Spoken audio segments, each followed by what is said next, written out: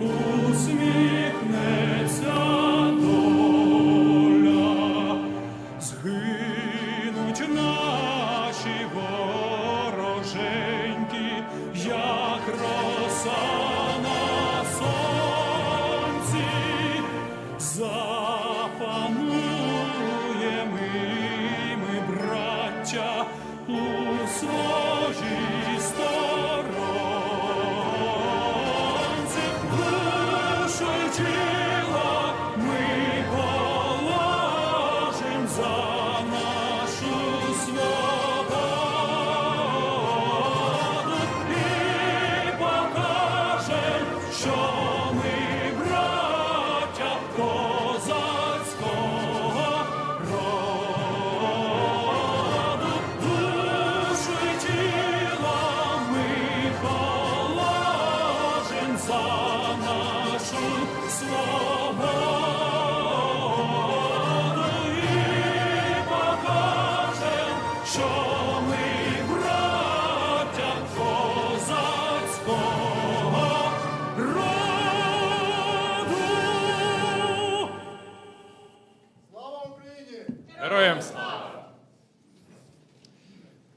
Прошу всіх сідати. Вельмишановні учасники, шановні присутні, ми продовжуємо нашу роботу, як We допомогти carry on with our Україні. work, thinking about how to help Ukraine І win. сьогодні, на сьогоднішній And зустрічі today у at нас this буде meeting, 3 панелі, we'll have three дуже discussion конкретні panels, речі, які стосуються very допомоги. specific and concrete things related to assistance for Ukraine. The first one is how to help Ukraine emerge victorious in Як this war. відбудувати Україну Number після two, війни. how to rebuild Ukraine after the war, and how Ukraine should carry on living during the war economically. And the third panel is how to keep Ukraine democratic after the war, as well as during the war. Цих 3 теми будуть охоплені These three видатними людьми. Я overarching підкреслюю, topics will be elucidated by very outstanding people. I emphasize outstanding. The first На one is цій about темі how to win in the war. будуть виступати On this panel, справжні фігури. we'll have Ми запросили нашого друга, це генерала two Петреуса, persons. We це invited колишній директор General Центрального Petraeus, розвідувального управління, former командувач director of the Центрального CIA командування and Збройними силами Сполучених Штатів secure Америки. of І, NATO and секретар commander Ради of національної American безпеки і forces in оборони Europe, України, один з вищих the керівників української держави, це Oleksiy Danilov. Secretary of National Defense and Security Council, Mr. Danilov. David, hello. My pleasure. My pleasure. Thanks for being here. Well, I have to say it. Генерал Петреус Petraeus нагадав мені, Just вважає за честь, reminded me that he is honored to be a member of the Security Council of the Kyiv Security Forum. Друга панель – це буде панель про те, як And the second Україні panel економічно вижити will be зараз, about how як to відбудувати. survive economically Так for само Ukraine and how to неймовірні rebuild учасники. Ukraine. And Звичайно, що неймовірна we also have, учасниця – це міністр фінансів України very outstanding Наталія people, the Jaresko. ex-minister of finance of На її Ukraine, фоні Ms. ще Natalie будуть декілька Jaresko, таких учасників, and як міністр фінансів Сполучених we'll Штатів have Larry ex-minister Summers, of finance of the U.S., Mr. Summers, Zelikow, це колишній and Mr. Zelikow, ex-high-ranking official of the State Department of the U.S. and American professor, and yours truly, myself. The third panel will be about democracy. It'll be about how Ukraine should develop after the war and during the war. We will have Mr. Zahorodnyuk as ex-minister of defense of Ukraine. We'll have also a minister, our ex-ambassador to the U.S. and head of the NDI in Kyiv will be one of the key Тобто сьогодні participants on that panel. So basically today we are focused on three things: how to win in the war, how to win economically, and how to win democratically. So I invite everyone to take part, and the first panel will be presided and moderated by the director of Kyiv Security Forum, almost a minister as well, Mr. Danylo Lubkivsky. Пане голово, я дуже дякую. Радий бачити. Пані та панове, я хочу насамперед подякувати. I'm very glad. I would like to thank Arseniy Yatsenyuk, first of all, head of the Kyiv Security Forum, and former Prime Minister of Ukraine, wartime Prime Minister of Ukraine, for his welcoming remark addressed to all of us. Особлива подія. Я дякую Арсенію за This is a special event, and I відобразив і смислову рамку зустрічі, thank Arseniy for і безперечно і представив гостей. shedding light on our overarching topic and for introducing our guests and panelists. This is a special place. Never before has Kyiv Security Forum been held in such an environment, but the fact that we're here is a sign that our people are invincible. No one can defeat us.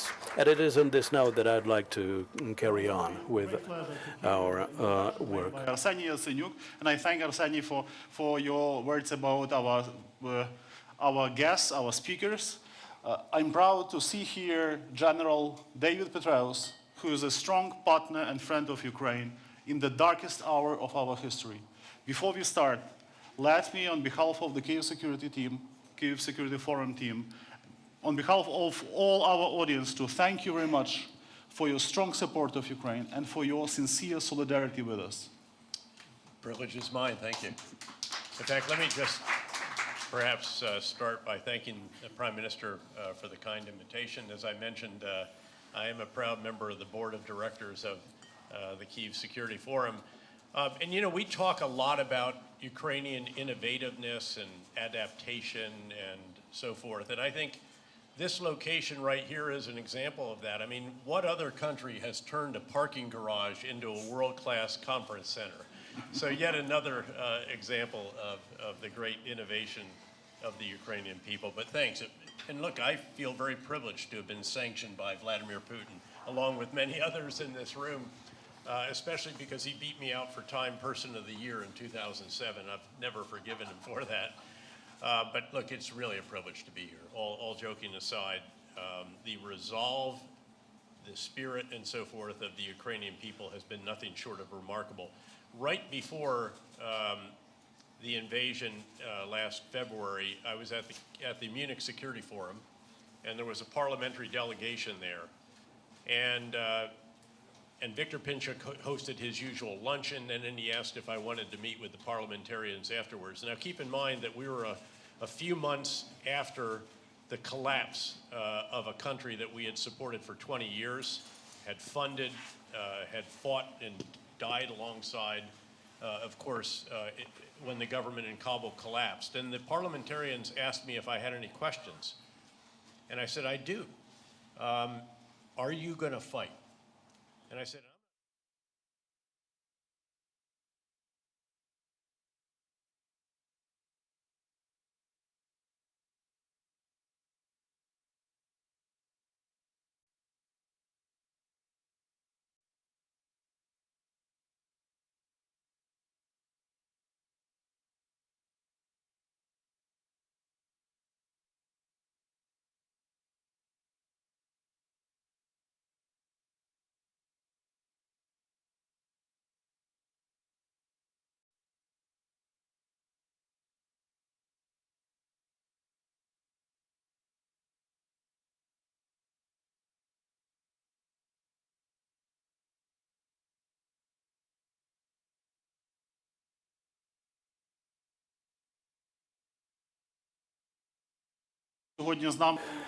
It's a great honor for us that the Secretary of the National Security and Defense Council of Ukraine, Oleksiy Danilov, is today with us. He's one of the leaders of our resistance to the aggressor. I'd like to start off with a question to Mr. Danylo. Probably all the audience of today's event are very interested in your assessment of the security situation. Where do we stand at the front line? What's your brief take on the future prospects of Ukraine in that respect? Thank you. Mr. General mentioned Afghanistan. I think that it's maybe politically not quite correct because we know how this all ended, and I think the parallel is obviously out of place. The question you asked is extremely difficult. We live in a very complicated world, and it's not a black and white world, but it has a lot of shades of gray. The picture is not clear-cut. The world is really complicated and multifaceted. It's been that way for many years, as a matter of fact. You would recall how some monopoly processes took place in the world, and the systems of checks and balances at the world level stopped working, and that degradation came to a head. Unfortunately, the period of degradation of the democratic world was gaining momentum. And if it wasn't for certain upheavals, probably democracy would have finished its existence in this world. Why do I speak about hybrid things? As a matter of fact, normally a lot of people speak the way so that it wouldn't be understandable to anybody. When I had a meeting with the commander of the armed forces of Great Britain, and we recalled the sea breeze exercises, and I told him that he had the balls of steel. Well, unfortunately, the balls of some people in big-time politics now is kind of soft-boiled eggs, and they are just scat stiff before Russia. And all this makes itself felt. And we observe processes which are very complicated to understand. Like, for instance, on the 7th of September, that's my birthday, in 1940, on that day, Hitler started bombing London. And that lasted for 57 days, day and night. They were carpet bombing London by a Luftwaffe aircraft. And I cannot imagine that Roosevelt would call Churchill and say, you know, don't bother Hitler. He has a strong army. Don't anger him. Just resign with this. You have to put up with this. Don't rile him. That's why it's very difficult for me to answer the question that you put to me. We cannot say that the war is going to finish tomorrow or the day after tomorrow, because this depends on too many factors. The only thing I can add is that our people will fight for our independence for as long as it takes. If somebody thinks that we're going to give up, that we're going to go for some concessions and allow that the kill of our children who have killed more than 500 children in Ukraine, that we will sit at the negotiation table with him. No way. He should be locked up and remain behind bars. There are no talks with a person like him. Just like we cannot talk to him about selling Russian fertilizers and so on. What are you talking about here? You should have hard balls. Otherwise, autocratic regimes will take over power the world over. Because very often when people come to power, they have the temptation to become autocratic rulers. And in the democratic institutions, there are 2 terms of service, after which the change of power should take place. But when we see that the person is in power for 23 years and allowed to anything which is not democratic, and the person was allowed to get enriched, and now is turned against our people. I cannot tell you the date when the war finishes. The situation in the front line is very complicated, but the only thing I can say that we will reach our objectives, and our borders, which are fixed in the Constitution, will remain despite any attempts to revise them.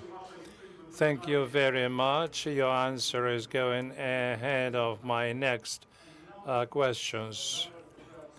I would like to address almost the same question to you.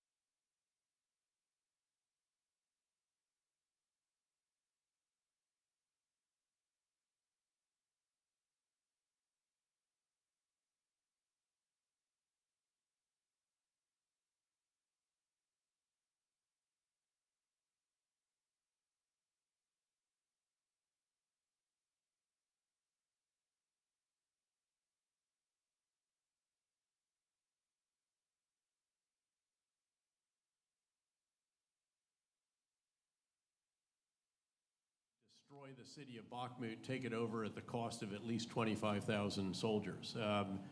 So again, what has happened so far has been extraordinary. You then, by the way, also I think what has been extraordinary has been the support of the United States, of NATO, of the Western world. Certainly, I'm one who would like to have seen certain decisions made more rapidly at times. The M1 tank decision, F-16s, originally the rocket systems, and so on. And there are some decisions I'd like to see made now. Cluster munitions for rockets, not just artillery, the Army tactical missile system, some additional anti-aircraft systems, and a number of others. But again, the amount of support has been absolutely staggering. Again, $45 billion is just extraordinary. The situation in the south, clearly the Russian defense is, and again, I spent 37 years in uniform and commanded 2 wars and had, 5 combat commands as a general officer alone. I don't think we've seen anything like this since at least World War II. These are very, very formidable defenses. The Russians had not distinguished themselves by particularly impressive battlefield professionalism or expertise. They have established a very, very formidable defense. The fighting clearly is very, very hard. It's true that no plan ever survives contact with the enemy. And the question then is, what happens once you do understand the situation on the ground? How quickly do you adapt? Look, during the fight to Baghdad, I was a 2-star general. That didn't materialize the way we thought it was. It didn't end up being a fight against the Republican Guards as much as it was against the Saddam Fedayeen. And the question is, how do you adapt? And here I think the Ukrainians have adapted very, very impressively. Again, this innovation, it's not just, we all understand now the determination, the resolve. It's the innovation. It's the adapting of tactics on the ground when you realize how formidable these miles-deep minefields are. Tank ditches, dragon's teeth, concertina wire, trench lines full of soldiers, drones overhead when you're trying to pick your way through the sappers through these minefields that are bringing accurate Russian fire on top. So how do you react to that? And I think that the Ukrainian reaction has been truly admirable.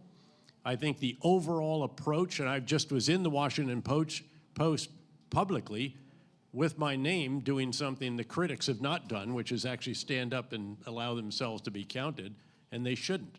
What the Ukrainians have done, I think, is exactly right. They're keeping the Russians stretched out all along this 600-mile front. Keep in mind, that's an enormous distance. The whole fight to Baghdad was 350 miles. I thought that was a long way, and it was. This is an extraordinary front line. They're not letting the Russians concentrate in any one place. They are painstakingly now setting conditions for continued success by going after the Russian ammo storage sites, the fuel depots, the reserve force locations, the headquarters, the air bases and even sea bases, even in Crimea, the logistical lines of communication. You know, you may not be able to take the bridge down, but you can make it untrafficable or you can degrade it. And not to mention, of course, the artillery systems, which are such a formidable element on both sides of this battlefield. And thankfully now with the Western artillery systems, Ukrainian forces can outrange the Russian systems and push those farther back so that they can't support quite as effectively as they had been. But doing all of that, so this is stretch and then starve or attrit the Russian capabilities, pick your way, setting the conditions on the ground as well, and ultimately when the opportunity presents itself to really strike with the reserve forces that are still available. But in the meantime, what's taking place is, of course, it's literally a house to house. It's a tree line to tree line. But that progress is beginning to accumulate. And you can see it most impressively, of course, in Robotnya. And it's showing on maps. It's now, by the way, I'm also on the board of the Institute for the Study of War, which is the most noted map authority. Any map that you see that's presented by any news media, typically it's from the ISW, and this is now starting to show. It's also, so that's in Western Zaporizhia. You also have it over near the border with Donetsk, of course, as well, and actually taking away the shoulders of Bakhmut. So all of these now, I think, are beginning to accumulate.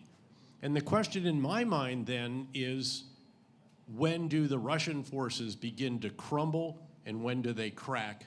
And then how effectively can Ukraine take advantage of that to get within range of this critical line of communication that runs along the southeastern southern part of Ukraine? And then can you cut off Crimea by and large from southern Ukraine, cut off the peninsula, ideally even take down the Kerch Strait Bridge?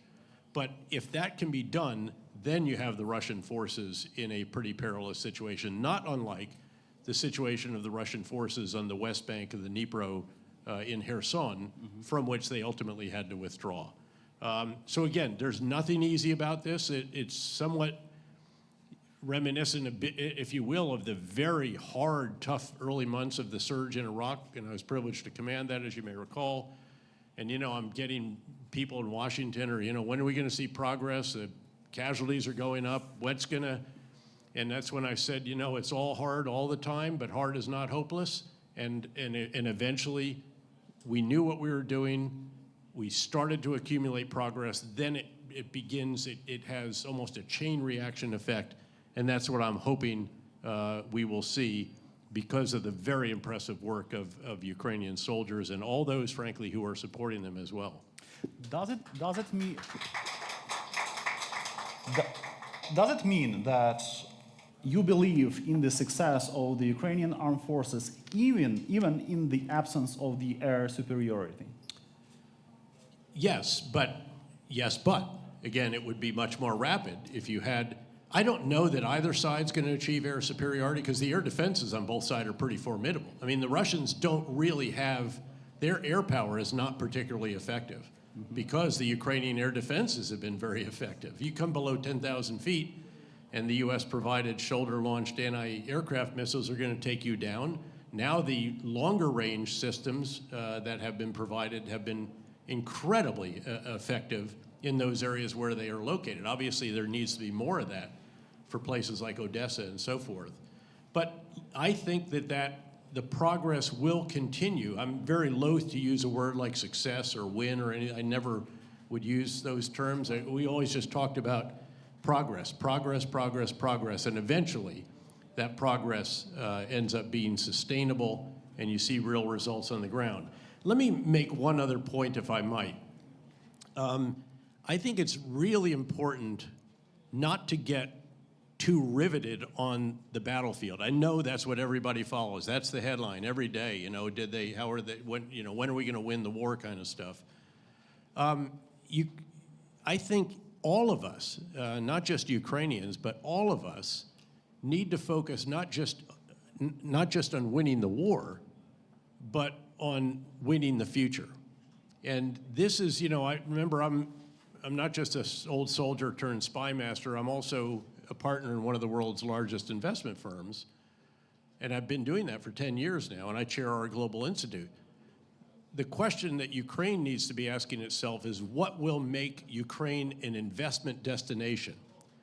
Yes, the Marshall-like plan that is provided here, EU, US, other Western countries, is going to be incredibly important. But the real success is when firms like ours want to buy companies, invest in companies here in Ukraine, not just use the Ukrainian talent to help countries or companies in Europe. But so let's not forget that. Let's look at what is needed in terms of all of the different reforms. And of course, this government was elected to do that and has been making progress. Again, it's difficult, it's hard, it's all hard all the time, but there needs to be a continued focus on that as well. For what it's worth, when I met with President Zelensky the last time we were here in late May, early June, my question was, how are you coming on these different areas? And I listed them. And he had, he walked his way through what the parliament has done, what's being implemented, what they're trying to institutionalize. And of course, it was just a couple of days after they'd, as I recall, detained the Chief Justice of the Supreme Court. So if you want rule of law reform, that's a pretty good indicator of where this might be headed. Good. I do thank you. I do thank you, sir, for these remarks and this part about the winning the future. And now I turn to Secretary Danilov. Pane Danilov, Mr. Danilov, in one of the recent interviews, President Zelensky voiced the idea that after Ukrainian troops enter the administrative margin with Crimea, I quote and unquote, we may push demilitarization of Russia and Crimea by political means. What does it mean? This means that Russians would have to leave Crimea, to go out of our Crimea, and people who lived there before 2014 should come back. First of all, Crimean Tatars should come back to their homes, to the land of their ancestors, and those Ukrainians who lived there also have to come back. This is what it means. The question is related to entering to come into those borders, which is very difficult. And here I was surprised to hear from the NATO general that without air superiority something could be reached. I should remind you that any operation of NATO starts without air support, and this is about the lives of people. And until we don't have this parity, it will be extremely difficult for Ukrainian armed forces. So this once again hybrid approach to this process, and I must say that we are in a very difficult situation. All the institutions around the world used to predict that our country would collapse, and they were preparing us to some guerrilla wars. They never expected that the resistance will be so fierce. We tried to explain it to them that you just don't know us. The thing is, the Russian Federation keeps spreading its lies, and they've written a lot of textbooks that the Western universities still use. And those textbooks say that they are brothers with Ukrainians, that they are elder brothers to Georgians, to Belarusians and Ukrainians. And when in early 90s the West made a bet on Russia, they still very much live under a lot of illusions and refuse to admit that they were wrong. My next question goes to you. You said that a lot will depend on our winning the future. Certainly, the fundamental requirement for this is on the part of the Ukrainian government. But it won't be possible without the support of our Western partners. Absolutely. And here, I believe many of my colleagues will share these questions, and they wonder, why the Western support why does the Western support, the transfer of weapons, still remain so slow and gradual? Do you think that there is any kind of hidden political calculus for that? Any kind of reasoning for that? No, I think, early on, I think it was reasonable. It was not unreasonable to see, okay, we'll provide the javelins, we provide the stingers, we provide all this stuff, but let's see how this works out. The Ukrainians then performed way above the expectations of most observers. Not all, by the way. I actually publicly said they won't take Kyiv, much less topple the government and so forth, but that was not the consensus. And I think there has been, again, I think it's reasonable to have some caution about, as President Biden has put it, I think starting World War III or whatever the terminology was. Look, I've sat at the Situation Room table, and the weight of responsibility is very considerable, and I try to be as understanding as I can of those who are actually at that table, as opposed to, sitting on a stage second-guessing them. But as I have said, I would have liked to have seen certain decisions made more rapidly along the way, and there are some right now that I'd like to see just be made. But I also have to I think, not just acknowledge, but admire again the leadership that this is not just about the man in the White House. This is about both parties, Congress and the executive branch, and really the American people. Again, providing an unprecedented amount of assistance in certainly the post-World War II period. This is just staggering. Again, as I said, 45 billion, 2 million rounds of 155 millimeter howitzer ammunition is so incomprehensible to me. Keep in mind, you can only put 43 of these rounds in a single 5-ton truck. So think of the number of 5-ton trucks, or of course trains or whatever. However, again, the numbers are unbelievable. And so again, first I think you have to say and acknowledge the enormous support, and then frankly the leadership of the United States in this case as well. This would not have happened without some fundamental decisions by the leaders in Washington of both parties. But again, yes, I'd like to see some decisions made more rapidly. Again, there has been a degree of risk aversion, if you will, at times. I try to be understanding, again, having actually sat at that table. It feels very different than, sitting here. But that's why I listed some of the decisions that I'd like to be seen made right now. In some cases, because I hope that might perhaps have a little bit of a catalytic effect on that particular. Again, the M1 tank decision, which held up the Leopard, I wish had been made as much as 6 months sooner and would have been reasonable. I don't think that would have been risky at that time. The F-16s, let's get this really going now. And again, these other systems that I mentioned, I think we're past the point of certain concerns about certain responses and all the rest of this stuff, and we need to do all that we humanly possibly can do within, of course, recognizing, there is such a thing as authorization and appropriation in the United States Congress, and we have to be very careful with this as well. You don't want to do everything with the U.S. if you can get other countries to do it. It's great that Denmark and Netherlands, I'm a Dutch American, by the way, it's great that they are going to provide the F-16s so it doesn't cost the U.S., because we do have a ceiling. Again, this is a staggering amount, but it's not unlimited. And there's a process right now where we're having to go back to Congress and to get an extension or an additional amount and so forth. And so we need to be judicious about that. It's, again, not unlimited.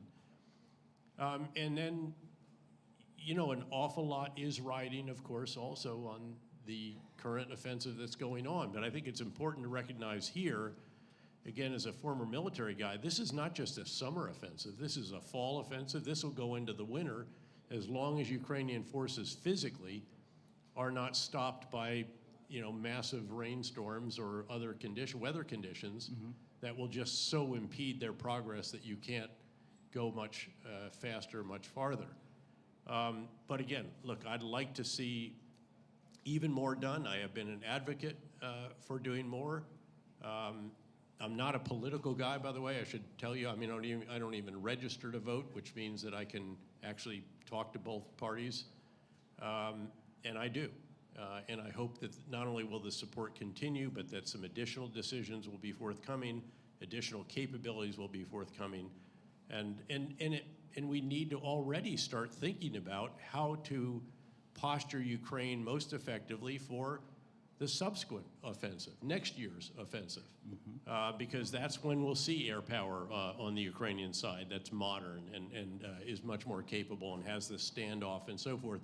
But I also think I would caution, there is no single capability that is going to turn the tide. It's a lot of capabilities. Again, the cluster munitions, very, very helpful, but they can't win in and of themselves. Air power, very helpful, but can't do it in and of itself. It takes all of the above.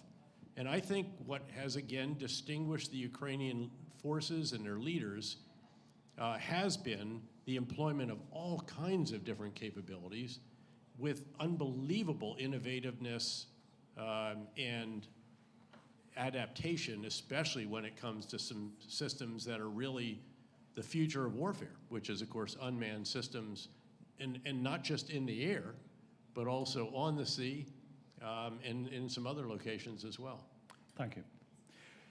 General Petraeus каже про кілька дуже важливих речей. General Petraeus has spoken about some very important things. The first point is about the offensive likely to be very lengthy and that a lot of things should have been approved early and faster.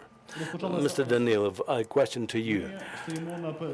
Autumn has set in and we are at the beginning of a very complicated period, maybe not less complicated than the one that we went through last winter or last autumn. How prepared is Ukraine for winter? And do you expect that there will be an escalation of missile strikes of Russia against Ukraine?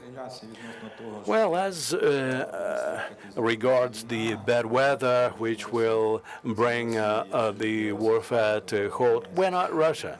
This is the case with the Russians. When the weather is bad, everything comes to a halt. But this is not the case with us. We're not going to stop for a single day. And irrespective of the season, irrespective of the time of day or whatever. I also would like to add that the U.S. is really #1 in terms of assistance for Ukraine. We are sincerely grateful to the American people who are helping us a lot. We're very thankful to all the representatives of American political elites. But please don't forget that this is assistance not just for Ukraine, but for the entire civilized world. And if we are left on our own, you know, as they say, victory has a lot of parents, but a defeat is always an orphan. So I wouldn't like us to make you orphans, so we will do everything possible to win. And we are now seeing that people deeply understand the processes going on in the world. At some time, people missed the crucial points about the rise of China and so on, and now we have to be vigilant and not to miss everything. I can also add that during the nearest meeting of the War Cabinet, we will discuss the defense of critical infrastructure on the ground. This is a separate issue we are focusing on now. It's of crucial importance because this is about our economy, this is about our livelihood, about the security of our children and the elderly. People should be secure, no matter the season. When Putin strikes non-military infrastructure facilities like food products, warehouses, when they destroy everything which is tantamount to war crimes, very often the reaction of the world is very languid. And we would like to see more on the part of the outside world. There have been 11 or 12 packages of sanctions against Russia, and they need to be toughened and made stronger. If the world said that we're not going to buy anything at all from Russia, the situation would have been totally different. But last year, Russia had plus 20% in terms of its trade balance. So the question arises, who buys what from Russia?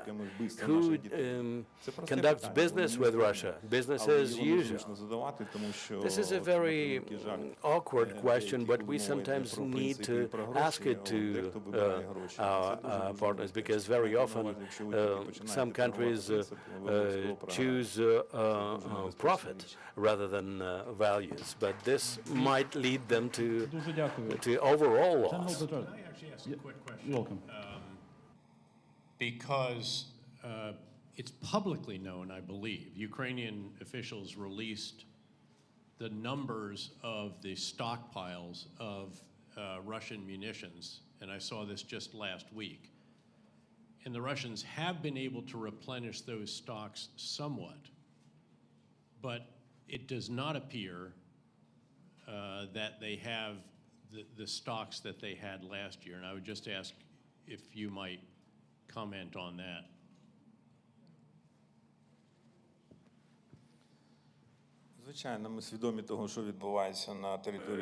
Sure, we are aware of what's going on in Russia as regards their missile stockpiles. We know everything in detail. Unfortunately, the manufacture of missiles is going on, maybe not in the scope that Putin wanted it to be, but this does happen. And unfortunately, sometimes components come from outside of Russia, and even come from countries which we consider our partners. This is something we need to look into. We need to work on those companies, and we should understand everything about those supply chains, what countries are involved, and we have to understand why the newly manufactured components end up in Russia, coming from countries which are our partners. If they try to conceal something, sooner or later truth will out, because in the modern world, the truth will out no matter what. Well, as regards the missiles, they have quite a lot. Some dropped to 18% of their stockpiles last year and the year before, but they still have a lot of Soviet types like S-300. They have a lot of them, and they can put them on aircraft, on pylons, and unfortunately unfortunately, they have them in plenty. We would like them to run out completely, but again, we have to work on that. And there needs more courage on these issues, because when you are scared, you will lose. You should not be scared by anyone. When you are scared, you lose. General Petraeus, that's absolutely clear and well said point by Secretary Danilov. And here we have an important turn in our conversation. So now we turn to the United States. We are grateful for the enormous historical support of the United States and for personal support of President Biden. We count on further support, bipartisan support in the United States. In your opinion, as we all move into the year of coming presidential elections in the United States, what might be more politically dangerous for President Biden? To be criticized by his opponents of insufficient or excessive support of Ukraine in the war? What will be more politically dangerous, in your opinion? As I said again earlier, I'm not a reformed politician. I'm not even a diplomat. I'm an old soldier. And I will explain why I'm asking, because this is very important for our audience to understand. I understand. Look, the reality is that he's going to be criticized by both. There will be some who are saying that he's giving too much to Ukraine and not enough to, I don't know, what, Indo-Pacific or southern border or what other domestic programs. That's always the case. There are voices that are pretty loud on this issue, but the Senate is very solidly in support of Ukraine. You just had Lindsey Graham, Republican, out here, and two of his Democratic comrades. Senator McConnell, the minority leader, is among the most staunch supporters of Ukraine. So the Senate's very, very solid. The House, yes, there is a small part of the House that questions this. But then there are also those, as you noted, who are saying we're not doing enough. And so again, look, any president's going to be criticized from the right and from the left. You know, welcome to reality. Welcome to the White House. And, you know, he's got plenty of years in Washington to understand that, I think. The question is how to ensure that the American people stay resolutely in support of Ukraine in a war that I think is as right versus wrong as anything in my lifetime. There's just no question about what's going on here, the unprovoked nature of it, the brutal nature of it, the culture within the Russian forces that is essentially that of committing war crimes. You know, in the forces when I served, we actually studied the Geneva Convention. We adhered to the laws of land warfare. We made mistakes, certainly, war, there are mistakes and so forth, but when those happen, you acknowledge it, you try to figure out how to mitigate the risks of that in the future. There's no such, it's the culture when it comes to Russian forces and what they have done. I've been up to Bucha and so forth in previous trips.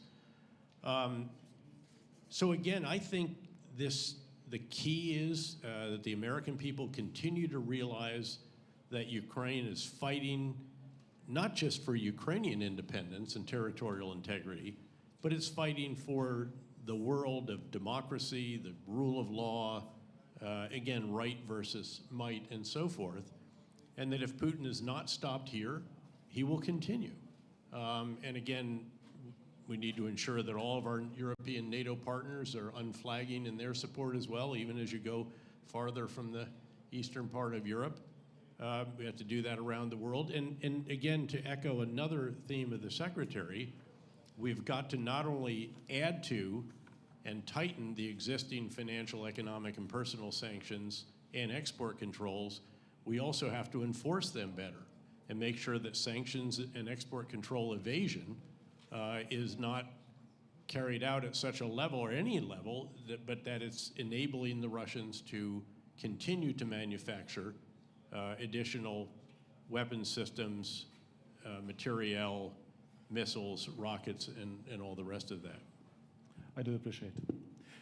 Генерал Петраеус каже про те, що Україна захищає не лише свою says незалежність, that не лише Ukraine державність, але й is світ defending демократії. not only its independence Пане Данило, and я не statehood, можу не but the запитати world цього of питання, оскільки воно democracy. безпосередньо Mr. Danilov, стосується I have to національної ask this безпеки. question to you Багато йде because it's розмов about national в security. громадському There are політичному lots of середовищі в talks and Україні discussions стосовно можливості in проведення в Ukraine Україні about виборів в наступному possibility році. Ми вже to згадали про те, have що в наступному elections році in відбудуться Ukraine вибори в next Сполучених year. We have mentioned the Як election в Раді in the національної United безпеки States і оборони next year. оцінюють цю And what would be перспективу, the її assessment of this реалістичність prospect і які роблять and висновки з цього whether it is realistic according to the дуже National непросте Defense and питання. Security Council. От, It's a і very майте на complicated увазі, issue, є річ, and от, вона для всіх вже you must зрозуміла. remember that Російська one Федерація thing is не very має clear for спроможності everyone. Russian перемогти нашу Federation Україну військовим has no шляхом. capability to У них win лишається over єдина Ukraine by military means. ситуація, They have це the питання only нашої way внутрішньої is дестабілізації. to destabilize Майте на our увазі, country що from проведення виборів inside. в тих умовах, And we must які знаходиться realize наша that країна, the це elections питання in якраз the про внутрішню conditions in дестабілізацію. which our Чому? country Тому is що would be the що issue таке of вибори? internal Це stabilization. змагання,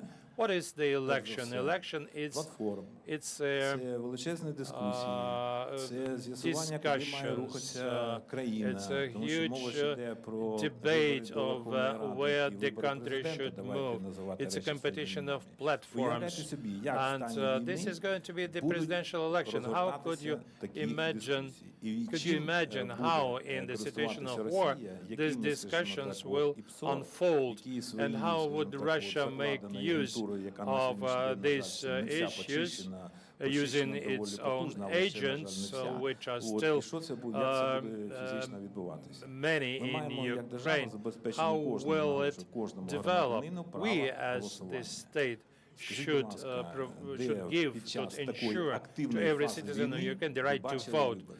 Where Дехто did там you в Сполучених see Штатах починає elections розповідати in a про Ізраїль, так, situation of such перепрошую, Ізраїль active нема такої phase of war? Some активної people in фази the війни. States speak about Israel, Уявляйте but собі війну, in Israel there is no під active час, phase of war. Could you imagine the war 41 по 45 рік? from Скажіть, будь ласка, де вона 1941 відбувалася? till Я хочу 1945? нагадати, Where was it? як людина, I яка would має like to ще remind трошки you, історичної освіти, я as a можу person сказати with вам, some давайте historical повернемося в background, початок минулого let's сторіччя, come back to the beginning of the згадаємо, last коли century почався and розвал Росії. remember Коли почався цей рух, скажімо when так, от, the большевізму, fall of точно, Russia почався. began, От, when these після того, як Bolsheviks emerged. почалися It з started 14-му році, after, під час Першої світової, почалися during там з'ясовувати the стосунки, First коли World War, агітатори почали в in окопах агітувати за радянську 1914, владу і за прочі. they Тобто, скажімо так, started несенітницю. Немає ніякого бажання propaganda for нам the треба зберегти Soviets от, and so нашу on in країну. the Нам trenches треба on the зберегтися front в line. тих межах, які We на should not сьогоднішній allow день є. for this От, to ви знаєте, happen. що We, Російська you Федерація know that збирається там Russian зараз на Federation окупованих is going to тимчасових have територіях 10 вересня проводити it's танці з бубдами, от, які не мають ніякого elections, відношення so-called ані до elections on the демократії, occupied ані до будь-яких territories on the процесів. 10th Якщо ви про of демократію, September, то which це has nothing точно to не do під with час війни. democracy. But when we speak about the democracy, it's not As we during almost the approach the end of wartime. our conversation, my next question goes to General Petraeus, and that's one of the most important points for Ukraine's security. In your recent interview, you said that Ukraine should, among other things, get ironclad security guarantees. I mean, there is no alternative. Let's be frank, let's be blunt about that. There is no other alternative than Ukraine joins the alliance. This is the only way how to guarantee, to ensure proper security, collective security guarantees for Ukraine. Do you believe that Ukraine should be invited to become the member of the alliance even before the war is over? Actually, this point was clearly made both by President Zelensky and by Prime Minister Yatsenyuk. So here, my point is, what do you personally think about Ukraine joining the alliance? Look, I was hoping that there would be such an invitation at Vilnius. It was not forthcoming, and I hope there will be something like this next year in Washington. As you know, it's a special anniversary of the founding of NATO. But I've also been a NATO officer. I actually had a 4-star NATO command, dual-hatted usually as an American, 4-star, 3-star, 1-star, and some others earlier. And I understand the challenges of alliance politics. And the reality is that it's going to be very difficult, I think, to get a firm path to NATO while the war is still going on. I'm keenly aware that that gives Putin an incentive to continue the war. But again, I learned as a CIA director, you have to deal with the world the way it is, not the way you would like it to be. I'd like it to be a world in which we invite Ukraine to be a NATO member. We lay out a pathway. It's guaranteed, et cetera. I think there are certainly members of NATO that would like to do that. I think the Secretary General has an inclination in that direction, if you will, but he's leading an alliance that is, what now, 30, soon to be 31, or actually US plus 30 and 31 when Sweden is finally allowed to accede. And you see just with Sweden, in fact, the challenges of this particular decision. So it's a little bit immaterial what an old soldier thinks on this issue, candidly, and it's much more material what the realities of the NATO alliance are, and you can't wish them away. You might wish they weren't there, but you cannot wish them away, and I find I think we need to be realistic in that regard, although, as I said, I do hope that the next big summit, the next big opportunity for this to provide, again, a firm path and approval forward could be next summer in the United States in Washington. Thank you. Пане Данілов, схоже запитання до вас. Як ви оцінюєте сьогодні процес політичних переговорів, які веде президент України Володимир Зеленський стосовно так званих гарантій постачання озброєнь і підтримки Україні? І як ви оцінюєте наш курс, націлений на підготовку, тривалу підготовку до майбутнього саміту НАТО у Вашингтоні наступного року?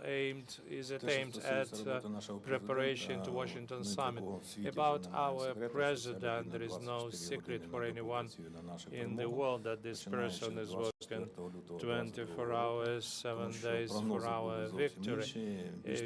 Forecasts were very different, and I can say now that the wishes were very different among some people and views, but we have demonstrated that we are a nation, we are people who deserve to be respected and taken into account.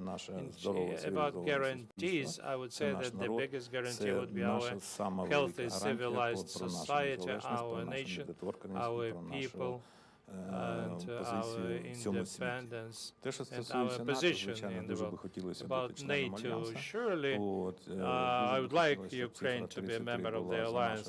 I would like that figure 33 will be with our state, but I told my colleague General that there are realities of life, and we must take into account that there are things which are declared, and another thing is how to fulfill this.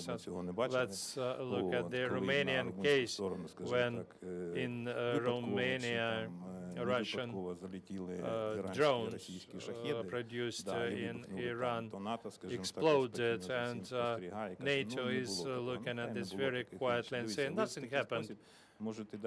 This way you may lead situation to a state when you have a hot situation and you will say that it is cold. I can remind you that in 2014 it was not a secret for the whole world that the Russian missile shot down civilian aircraft MH17, where 298 civilians were killed, and most of them were citizens of NATO member states.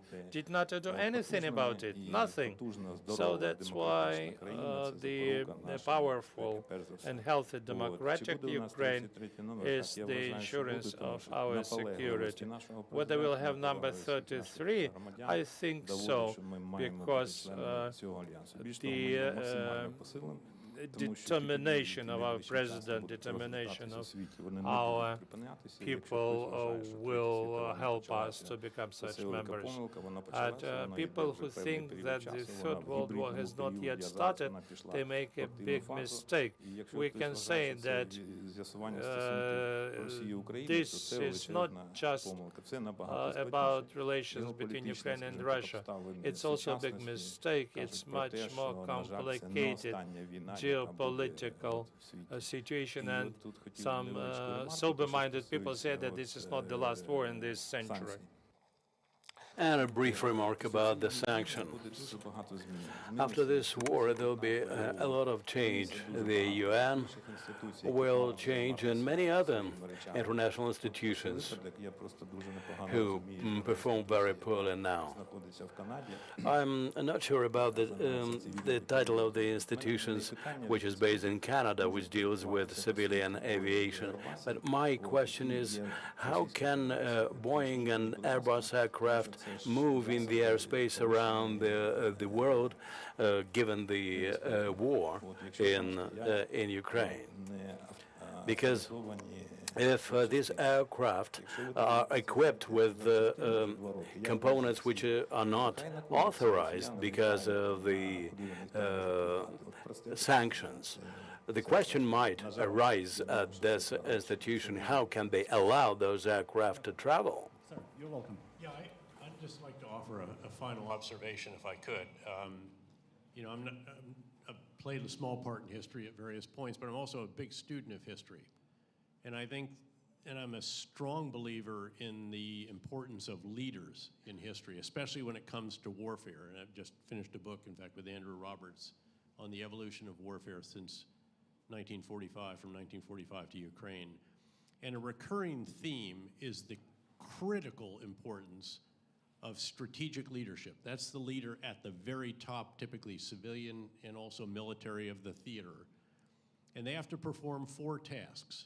And by the way, if they don't do these, the situation is not going to go well. First, most importantly, they have to get the big ideas right. They have to get the right strategy. Second, they have to communicate those big ideas throughout the breadth and depth of the organization, a country, the world, all stakeholders involved. Third, they have to oversee the implementation of the big ideas. That's what we normally think of as leadership. That's the energy, the example, the inspiration. It's driving the campaign, it's metrics, it's how you spend your time, hiring, firing, all this stuff.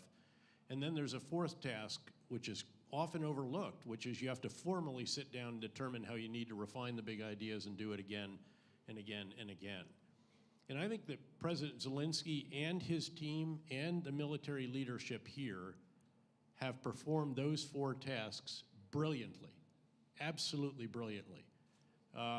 The big idea, I mean, it starts with, I don't want to ride, I want ammunition. I mean, how's that for a big idea? And then continually getting the strategic big ideas right, communicating this brilliantly to every different country, every different stakeholder, to the nation, the nightly broad, all of this stuff, just genius. Overseeing the implementation of the big ideas, the personal example, again, family, and he stays in Kyiv, drives this campaign plan, even, you know, even the uniforms, if you will. All of this is just absolutely incredible. But it's also grinding. It's very, very hard. It's just, and it's day after day after day. It's tough losses. It's having the fortitude, never letting your shoulders slump, all of this. And then sitting down and determining, how do you refine the big ideas? How do you adopt new ones? How do you get rid of old ones? So, you know, if you can't get through this defensive in this manner, you adapt. You change the strategy, the approach, all of this. And again, it's obviously a continuous process. In all of these examples that, again, my co-author Andrew Roberts and I looked at since 1945, I don't think there's a single one in which the strategic leadership component of this has been performed more impressively than has been the case right here in Ukraine, and at every level as well. So civilian and military, even the citizenry, everything. This is really, it's a textbook case of the exercise of strategic leadership and performing all 4 of these tasks, not just well, but brilliantly. Wonderful. I would like to thank very much our brilliant speakers for their participation. I wish to thank Secretary Danilov for his historical contribution into our fight against Russia, and to thank General Petraeus for his enormous support of Ukraine. I do appreciate it. Thank you very much.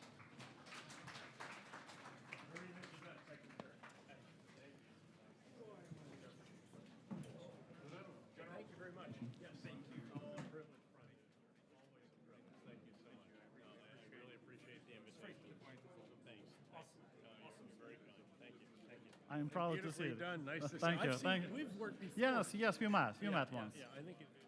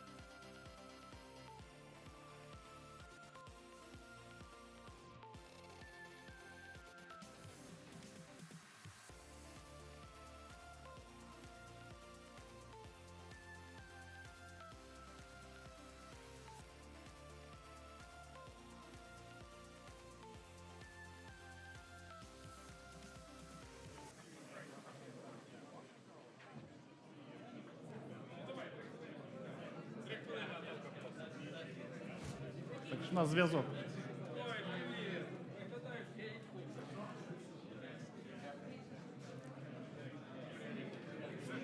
Пані та панове,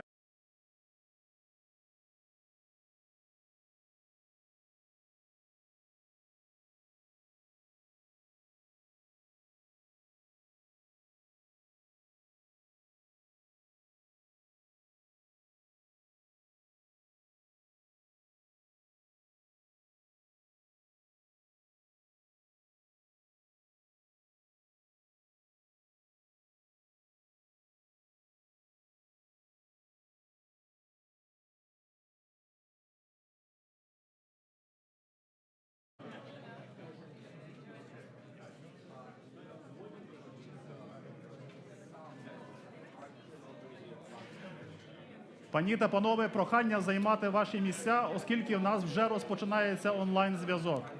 They're about to start our satellite connection.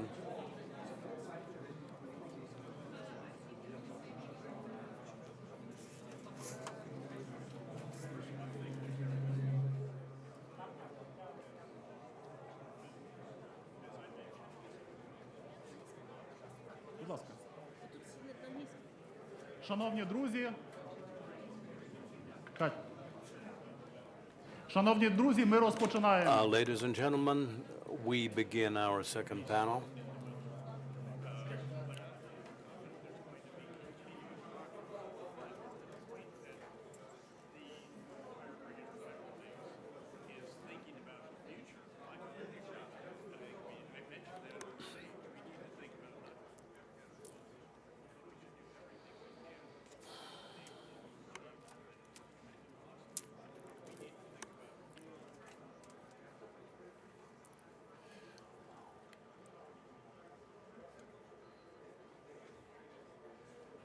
Шановні друзі, ми розпочинаємо.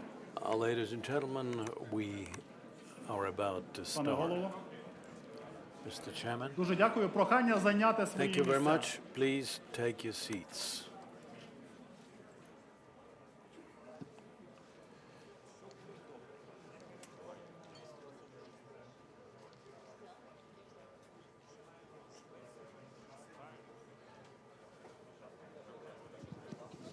Folks, take a seat. Take a seat, please. Okay, ready to start. I want to present you an unbelievable panel of brilliant speakers. And let me present everyone. So, Natalie Jaresko, she is a former Minister of Finance of Ukraine, a student of Ukraine and real expert of everything that relates to finance and economy. Stephen Rademaker, the former senior State Department official, and now he represents Covington and Burley. This is one of the biggest law firms, and I, as a Prime Minister, even hired them in helping Ukraine to fight against the Russians in the number of international courts. An amazing figure, just amazing figure, Larry Summers, President Emeritus of Harvard University and U.S. Treasury Secretary in 1999 and 2001. Minister, hello. And another amazing and astonishing speaker is Philip Zelikow, professor at the University of Virginia, chancellor at the U.S. Department of State in 2005 and 2007. So here is the thing, what we are to discuss. The previous panel discussed the way how to prevail in this war from the military standpoint.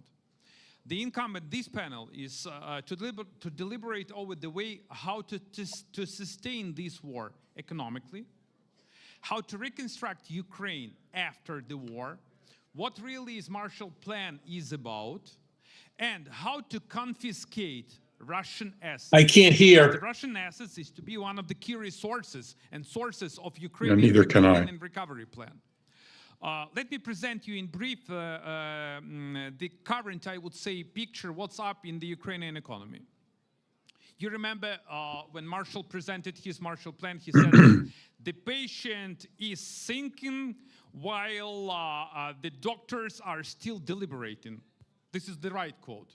In Ukrainian circumstances, the patient is still living on the ventilator, but the doctors haven't even started real deliberations over how to heal this patient. So my guess is that, look, after the full-fledged invasion, Ukraine lost around 20% of territory right now. So we have around 8 million of IDPs, 6 million of those who fled the country. Russians heavily bombarded Ukrainian ports, Ukrainian industrial sites, and this severely affects the Ukrainian economy. And last but not least, the Ukrainian inflation is relatively high, and the GDP dropped last year by 40%.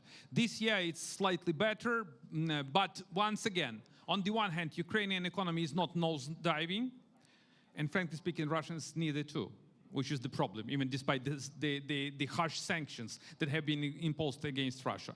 But how to survive and how to build the new Ukraine. This is the topic of this panel discussion. So let me start with Secretary Summers. So, Mr. Secretary, do you believe that Ukraine is to get the Marshall Plan? Who is to co-sponsor this Marshall Plan? As we do remember that Americans were the only who actually orchestrated the way how to survive the Western Europe. This time we need to enlarge this community. And whether it's really possible to finance recovery and reconstruction or new Marshall Plan with the Russian assets. Let me say that I'm honored to participate in this significant forum, to be here with my friend Natalie Jaresko, my collaborator Philip Zelikow, and with all of you. And let me say that one broad lesson of history is that it is as important to win the peace always as it is to win the war. None of us are divided on the question of the importance of winning the war. and bringing it to a conclusion that assures future peace, security, and stability for Ukraine.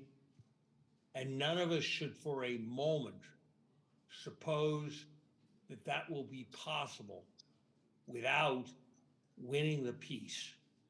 And at the center of winning the peace is establishing an economically strong and viable Ukraine, closely linked in its economic interactions with Europe and along with Europe, with the broader world. The Marshall Plan is an immensely compelling metaphor. It is perhaps the most successful plan the United States has ever formulated in the foreign policy sphere. And it is certainly the case that after the Marshall Plan, the outlook for Western Europe was profoundly different than it was before the Marshall Plan. And that had the Marshall Plan not been conceived and enacted, the history of the period we now call the Cold War quite likely would have been written in very different terms, because the war would not have stayed cold.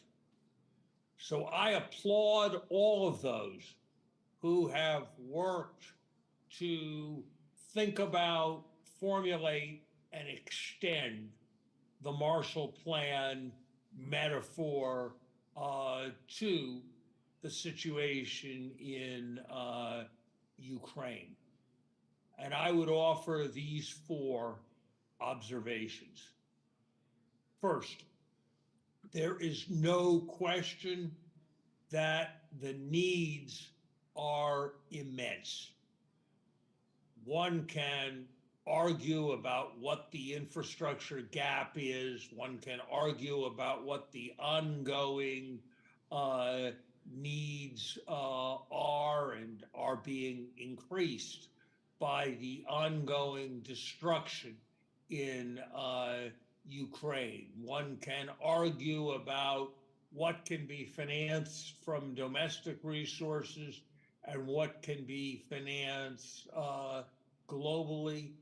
One cannot avoid the conclusion that the necessary transfers and infusion of funds from the rest of the world is measured comfortably in the hundreds of billions of dollars. There is no prospect of the kind of success that security requires without the infusion of hundreds of billions of dollars. Second, resources are necessary, but they are not sufficient. Here are 2 things about the original Marshall Plan that are not so frequently remarked.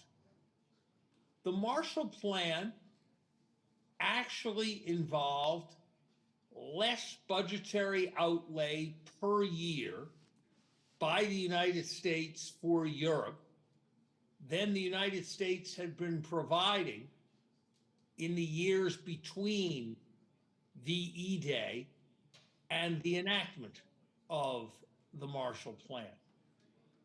But substantial transfers infused for humanitarian purposes without an overall strategic conception, without a commitment to trade and payments linkages, without the engagement of the global private sector, were not sufficient to bring about the kind of takeoff that a reconstruction situation of this kind requires. And so we must remember that resources are necessary, but as the pre-Marshall Plan experience in Europe illustrates, they are not sufficient. It is also important to recognize that the world has seen many Marshall Plans, in quotation marks, since the original, in Kosovo, in the West Bank, in Bosnia, in places in Africa, in East Timor, and I could go on. Most of those Marshall Plans, if you measured the sum of resources transferred relative to the size of the economy of the recipient location, were actually substantially larger than the original Marshall Plan, but none have been as successful as the Marshall Plan. So yes, let us focus on resource transfer, but let us focus even more on international economic linkage, on ongoing economic reform, on strong economic policies of the kind that former Finance Minister Jaresko is an expert in formulating as we think about the vitally important objective of winning the peace in Ukraine. Third, yes, resources can, resources should, and resources, I would argue, must come from the frozen reserves of Russia, and that process must begin as soon as possible. Philip, who you will hear from, I suspect, in a few moments, unlike me, has a law degree and has surveyed in consultation with many other lawyers the relevant domestic and international law.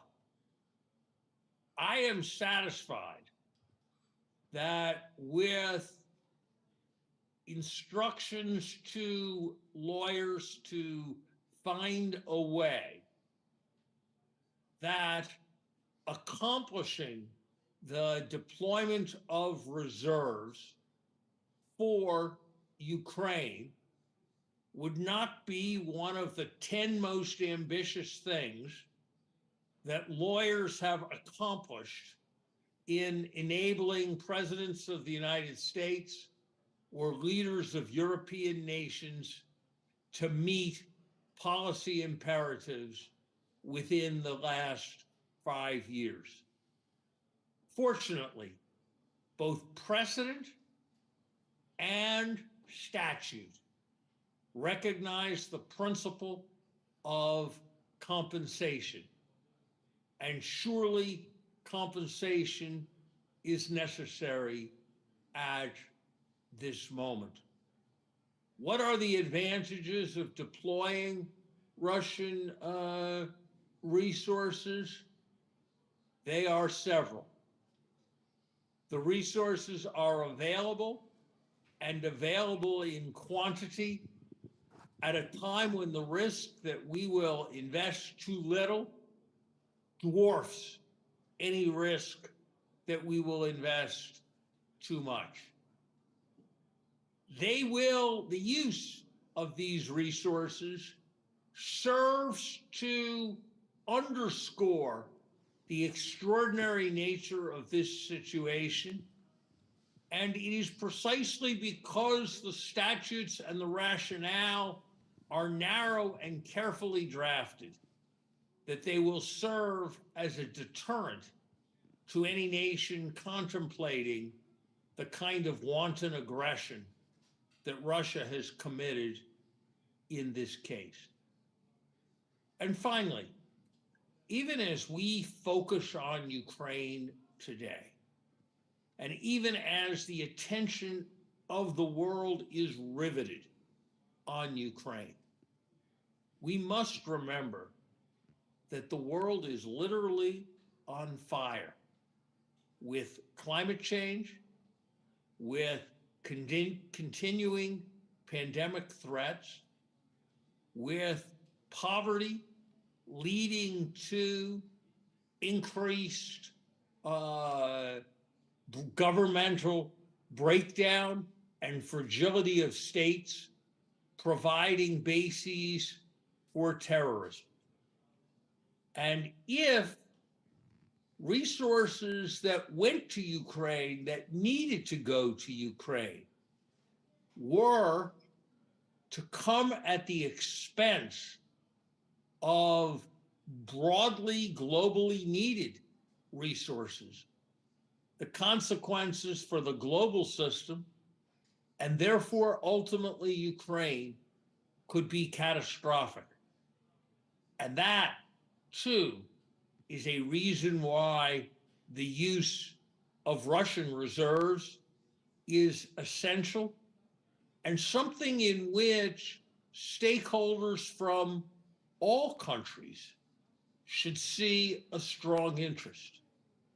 Indeed, careful consideration should be given to whether a small fraction of those resources are deployed in support of those other nations that have borne the burden of Russian aggression through higher food prices, through refugee burdens, or in other ways.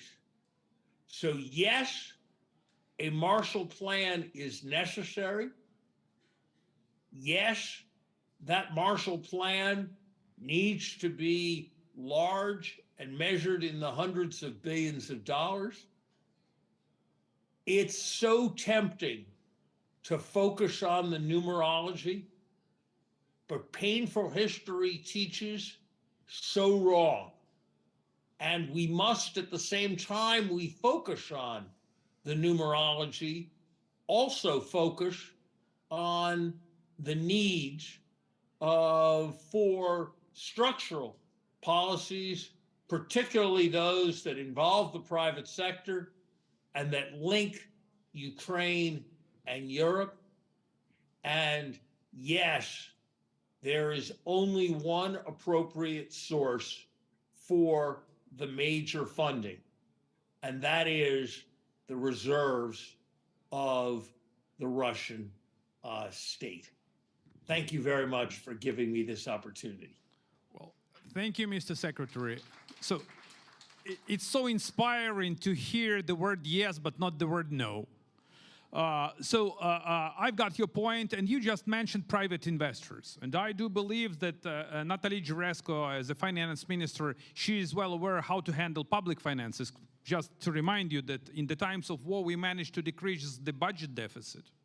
In the times of war, we managed to decrease the overall debt of the country. In the times of war, we managed to maintain low inflation. So it's a kind of miracle. Now, absolutely, finance. There was no other way to survive, to finance the military, and we increased the budgetary expenditures up to 5% of GDP for the Ukrainian military. But here is the thing. Secretary Summers already mentioned a number of sources and resources to be allocated to help Ukraine to rebuild. But one of the key resources would be, and I want to reiterate once again, would be private investors.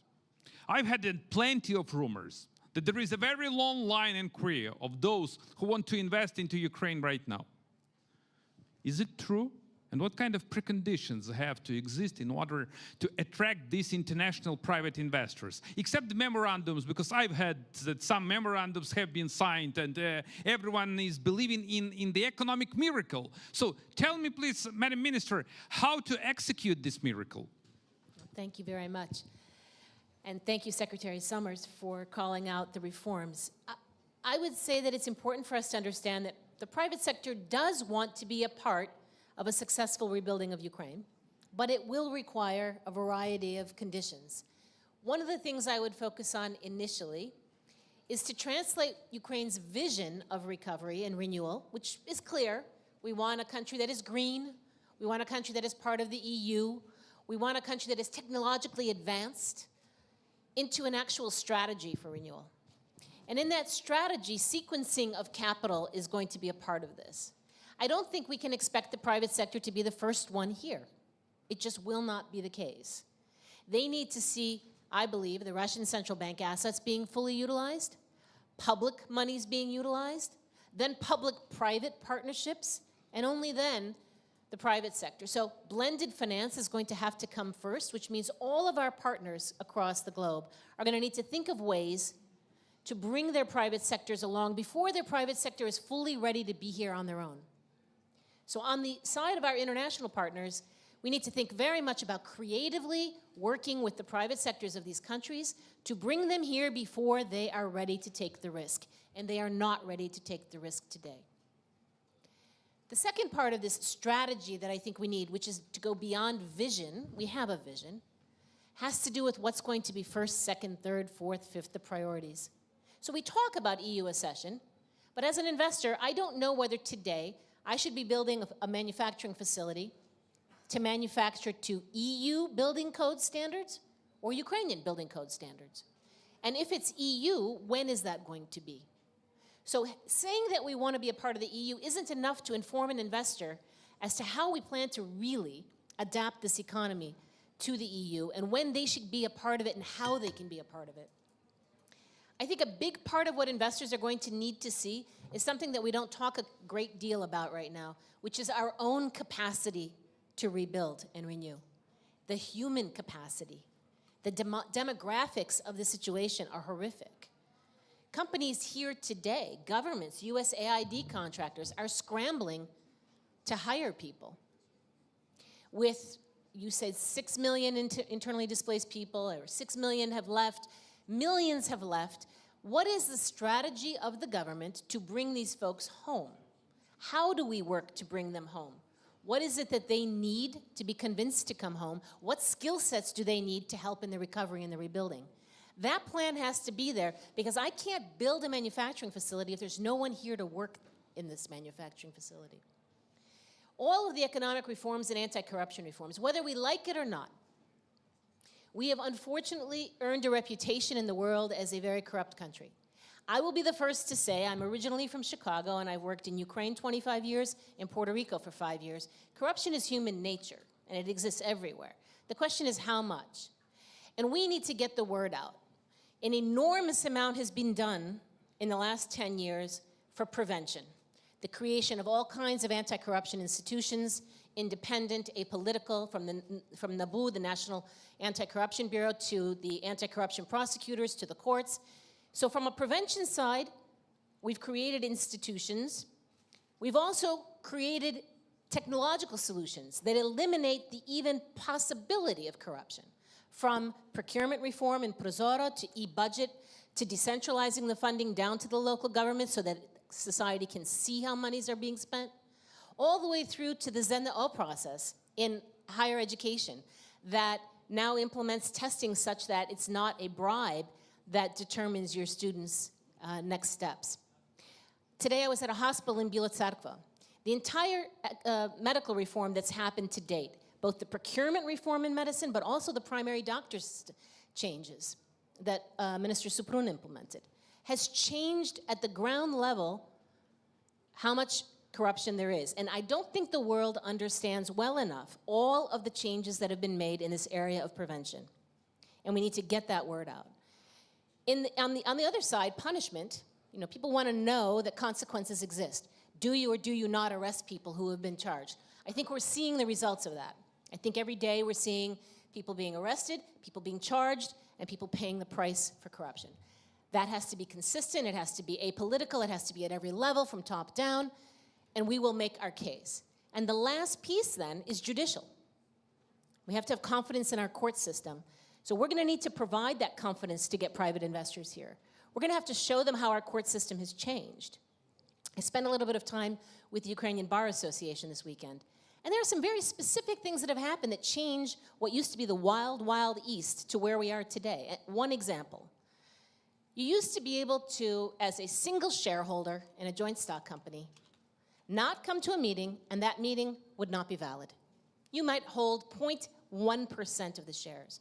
The Supreme Court of Ukraine has issued instructions that says that basically it's not automatically denying the validity of that meeting. It depends on the effect that that one shareholder might have had. That was a mechanism that people used over and over to deny the ability for corporate governance to continue in joint stock companies in Ukraine. That doesn't exist in Ukraine anymore. There's a half a dozen or more changes in the judicial system like that. And then there's another dozen or more that need to happen. So I think for the private sector to finish, they're going to need to see the public sector money come first. They're going to need to see public programs from their governments that bring them in, blended finance. They're going to need to see a strategy behind Ukraine's vision. And they're going to need to see the capacity, the human capacity in Ukraine to actually implement that vision. We're going to need to see how the demographics change and explain it. And then finally, we need to fight with every morsel of our existence the both reputation and reality of corruption here through prevention, our court system, and punishment. Well, Madam Secretary, let me add one thing. And we need security. We need security guarantees, and we need victory for the Ukrainian people. So my next question goes to Professor Zelikow. Professor, thanks for being with us. So, Professor, if you study, if you look into the international media, plenty of different pundits say, how is it difficult and complicated, and practically there is no chance to confiscate the frozen assets of the Russian Federation. And you, with the Secretary Summers and with Bob Zelik, you actually present a completely different picture. And I do really admire and I do really commend your very strong, blunt, and righteous stance on this particular issue. And the last article that you published in The Economist is a clear-cut example of this very solid position that you've presented. So tell me the reason what's happening in the world. Why plenty of folks are so scared to confiscate Russian assets? Thanks. The first thing to keep in mind is, although people were aware of the Russian assets issue, the governments did not really begin seriously working on this issue, I think, until about, 3 or 4 months ago. And they have still not devoted a lot of time and attention to how to work the Russian assets problem. They treated the Russian assets issue purely as a matter of sanctions. And under a sanctions approach, you can't take the Russian money. The sanctions approach simply holds the money hostage to persuade Russia to change its policies.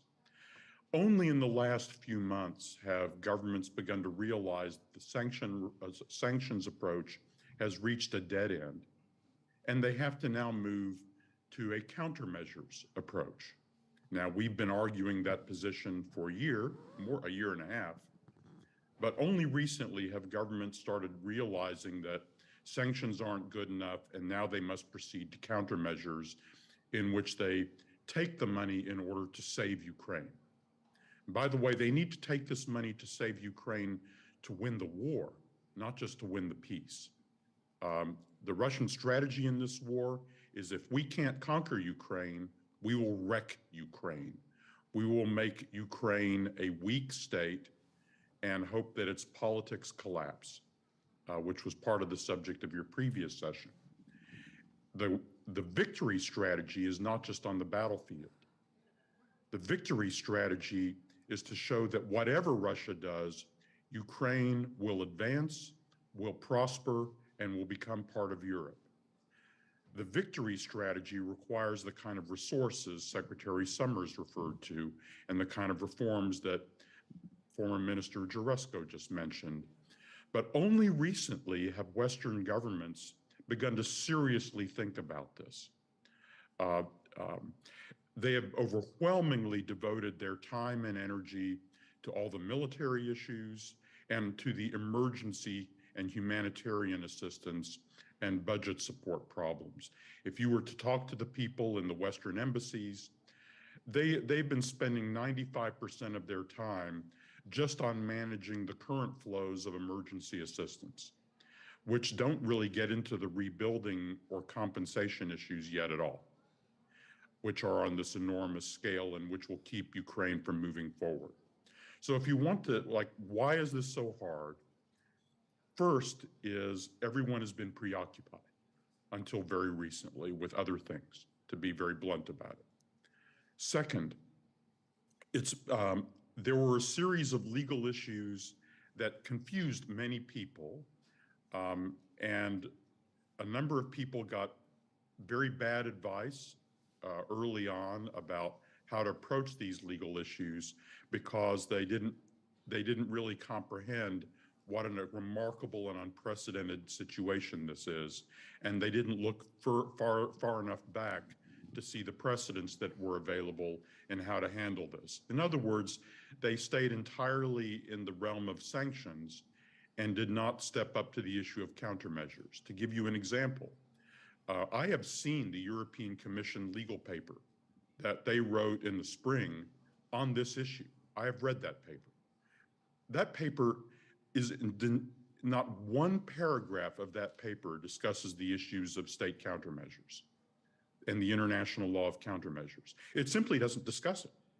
It's entirely done inside the law of the EU sanctions directive, which is a whole different body of law. So the EU just simply didn't examine the countermeasures option. So there's a big factor is legal confusion, which we're now trying to dispel. I'm now working with 2 independent teams of international lawyers to begin answering these legal questions in a really decisive way, beyond the arguments that I and others have already put forward. So 1, legal issues.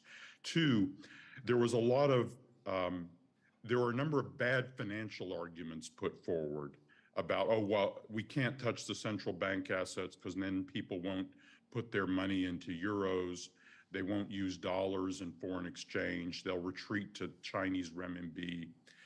Larry Summers and Bob Zelikow and I have shown that that's actually a really bad argument, but it's superficially plausible, and it appealed to irritated bankers who didn't want to be bothered by these suggestions. So there was a series of kind of hasty and superficial financial arguments made that were not seriously examined, but that were easily accepted if people didn't really take the time to analyze them. So that's a second. Beyond that, third, there are political issues. When you get into the state countermeasures issue, there is a political worry, which they do not articulate publicly, that Russia will retaliate, that Russia will retaliate against the remaining economic interests that European countries and Japan still have in Russia. They are right about that. I think Russia will retaliate. The mistake they've made is they've not noticed or they don't know how to deal with the fact that Russia has already begun that retaliation. Russia has already launched a series of countermeasures, both against foreign companies and against foreign investors on a very large scale. But the Russians continue to hold many companies and investors hostage, in effect, threatening that if you go ahead with countermeasures, we at Russia have already adopted these countermeasures and are prepared to use them against all your foreign private interests. Now, it's illegal for Russia to do this, but they don't care. So underneath the surface, which they don't say in public, there is a fear in a number of countries that Russia will then rapidly liquidate all of their remaining private interests in Russia. And that scares them. And partly because some of these countries have not really recognized that they are in an economic divorce from Russia and have not stepped up to simply accepting and writing down the full costs of that divorce. I think, by the way, all of these issues are going to start being addressed in a much deeper way over the next few months. My main point is mainly folks have not acted on this stuff because they've been preoccupied and have analyzed the issues only superficially. I think they are now going to have to analyze these issues in much greater depth in the next few months. And so I think the period ahead during the remainder of this year and in the winter will be absolutely crucial for mobilizing the effort to address the Russian assets and put them to work, and to devise the kind of mechanisms that Secretary Summers was talking about and Foreign Minister Jaresko was talking about. Thank you, Professor. So my question goes to Secretary Rademaker. So here is the thing: I want to discuss here to deliberate over the global order or global disorder. I can't really figure out where we are right now. So Russia committed an act of aggression, right? Right. Russia is to feel the pinch. Russia is to foot the bill. And Russia is to bring to justice, both from the criminal standpoint and financial one. We are well aware that there is a long-standing narrative over an issue of sovereign immunity. My guess that in this particular issue, it's no longer a sovereign immunity. It's a sovereign impunity. And it's a completely different definition. So, Steve, tell me please, whether there is any kind of real legal possibility to confiscate these Russian assets, and who is to be in the driver's seat? Americans, as the leader of the free world, Europeans, as the area where the biggest amount of Russian frozen assets have been allocated, the UN, it's no name in this particular case. So who is to be in the driver's seat, and whether it's possible to confiscate? Thank you. Those are all great questions. Let me begin by saying it's a real pleasure to be here. I was last in Kyiv about 20 years ago. I never dreamed that the next time I came here I'd have to meet in a bomb shelter. I hope that the next time I come here we don't have to meet in a bomb shelter, but I'm pleased to be here today with you to address these questions. I think the point you made at the outset is the critical point, which is there's simply no question that under international law, Russia is liable to Ukraine for the incredible damage it's inflicted on this country as a result of its illegal aggression. This is not just a war of aggression, it's actually a war of conquest. And it's completely indefensible under international law. The World Court ruled in February of last year that it ordered Russia to suspend its aggression. Russia has been in defiance of that ruling since last February, or February a year ago. Anybody who wants to rationalize Russia's actions prior to the World Court ruling, I don't think they can very well, but after the World Court ruling, it's simply unquestionable that Russia's been acting in defiance of international law. And the UN General Assembly last November adopted a resolution affirming that Russia owes compensation to Ukraine for everything it's done. So the question isn't whether Russia owes Ukraine compensation, it's how is Russia going to pay the compensation that it owes. We have a precedent from the last example of colossal aggression. That was when Iraq invaded Kuwait. In that instance, Iraq was held financially liable for the aggression, and over a 30-year period, paid compensation to those who it had injured in Kuwait, and that compensation was paid out of Iraqi oil revenues over the succeeding 30 years. Russia's a big oil exporter. Russian oil revenue, may be a source of compensation in coming years. It's certainly something we should keep in mind. But more immediately, there is the roughly $300 billion in frozen Russian assets. And you asked Professor Zelikow the question, what are the obstacles to confiscating that money? The first point I'd make is the G7 nations have already, as a policy matter, declared that they're taking that money hostage, that they don't intend to return that money to Russia until the compensation issue is resolved. How it will be resolved, given Russia's veto power at the UN Security Council, is an open question. But obviously, taking the next step and not just holding that money hostage, but actually making it available for the reconstruction of Ukraine and to provide compensation to claimants in Ukraine would be a very logical step. And what are the obstacles to that? Well, as Professor Zelikow outlined, really, I think it's two principal problems. One is financial sector concerns about the effect on global investment. Will countries like China start pulling their money out of currencies where Russian assets were confiscated? I don't profess to be an expert on that. Secretary Summers is an expert on that, and Bob Zelek, the former World Bank president, is also an expert. They've opined that this is an overblown concern, but I don't want to make their arguments for them. The other concern is about international law, and as Phil Zelikow said, I think a lot of the analysis that has been brought to bear up until now has been very shallow.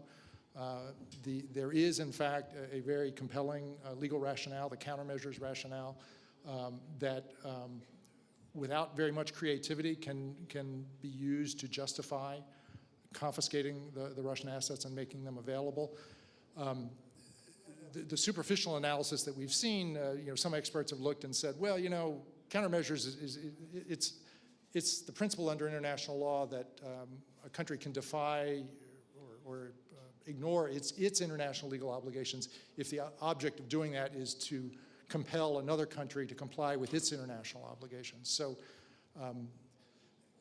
you mentioned sovereign immunity. Today Russian assets, the $300 billion, enjoy sovereign immunity, but we could take that sovereign immunity away as a countermeasure and allow claimants access to that money as a countermeasure designed to compel Russia to come back into compliance with its international legal obligations. And it's worth remembering what those international legal obligations are. First, they need to end their illegal aggression. But secondly, they need to provide compensation. Russia has both of those international legal obligations. Until it's performed both of those, or complied with both of those obligations, the countermeasures theory is available to justify confiscating the Russian assets. One of the concerns that's expressed is, well, in theory, countermeasures are supposed to be reversible. If the target of the countermeasures finally comes into compliance with its obligations. We've analyzed this at my law firm. We have a legal opinion on this, which I think copies are available at the back if you want to take one home with you. The conclusion we came to is that it's very easy to make countermeasures reversible. The World Bank estimated in February of this year that to date, that is until February, Russia had inflicted $411 billion worth of damage on Ukraine. That number's obviously grown since last February. In theory, what Russia needs to do is write a check to Ukraine for at least $411 billion plus some more. In theory, if Russia did that and came back into compliance with its obligations, the countermeasures should be reversible, and we don't think it would be hard to make them reversible. I mean, if in theory Russia wrote that check to Ukraine, the assets provided in the meantime out of the Russian, or the money provided in the meantime out of the frozen Russian assets could be, Ukraine could be obliged to return that money in the event that it receives compensation in the same amount from Russia. Now, of course, that's never going to happen, but there's the theoretical answer to the reversibility problem, and it's not some, as long as the provision of this money to Russia was properly structured, there would not be a problem. I did want to answer your final question, which was who would take the lead on this? You know, interestingly, for all the hand-wringing among international lawyers, Canada has taken the lead. Canada has already enacted legislation to provide authority to its government to vest Russian assets in Canada. Legislation is now pending in the United States Congress to do the same in America. And ultimately, I think it's important. Most of the money is actually in Europe, so ultimately we want Europe to take the same step. But I think the first step is for America to follow Canada's lead, and then should America take that step, then we need Europe to follow the lead of Canada and the United States. So thank you, Steve. As far as I understand, there is a brilliant solution. Let's reallocate all assets that have been in the EU to Canada. And in this way, Canadians can easily liquidate and seize them. That works for me. My message, if I may just deliver the message to our distinguished panelists. Look, here is the thing. I don't believe in any kind of diplomatic solution between Ukraine and Russia. I don't trust that at any circumstances, Putin or his successor will decide to repay the damages that have been inflicted on Ukraine. So it means that we need to elaborate an international mechanism, a legally binding international mechanism, how to bring to justice Russia, how to make them pay, and how to put into the prison cell these Russian culprits. This is my message, and that's my take. But I have the question to distinguished Secretary Summers. As Professor Zelikow already said, that there is a superficial, plausible explanation. And it goes without saying that some folks say that, look, if we confiscate, for example, Russian assets that are denominated in US dollars or euros, this will pave the way for, I don't know, Chinese, Turkish leaders or BRICS leaders to retreat from dollar-denominated assets to renminbi or something else. Do you believe this is a plausible argument or no?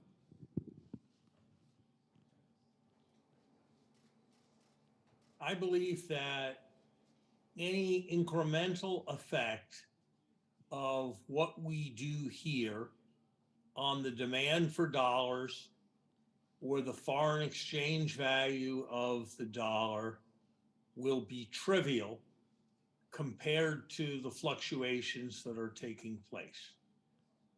I do believe that it is important that the G7 act in concert here. If it were ever to be the case that a radically different perspective was taken with respect to dollar assets and to euro assets, I could imagine that it might bring about a change in the relative value of dollar and euro assets. That's why it seems to me all the serious thinking in this area involves collective actions by the international community, and that's why there is an important role for diplomacy. Let me just make a couple of points. First, what we're talking about is seizing Russia's dollar assets. If Russia were to seize our ruble assets, that would be a blow that, to put it mildly, we could withstand. Second, where is someone who is nervous going to put their money? Into our central banks, going to hold reserves in crypto? How widely is it likely that rubles or renminbi will be accepted as a payment? Even if there were to be some transfer of demand, how consequential really would that exorbitant privilege be? It is not that nations that don't function as reserve currencies pay that large a premium in interest rates. But last, I think, and most important, I think of myself as a realist. I am not overly optimistic about the collectivity of nations, about the role of warm feeling as shaping international reality.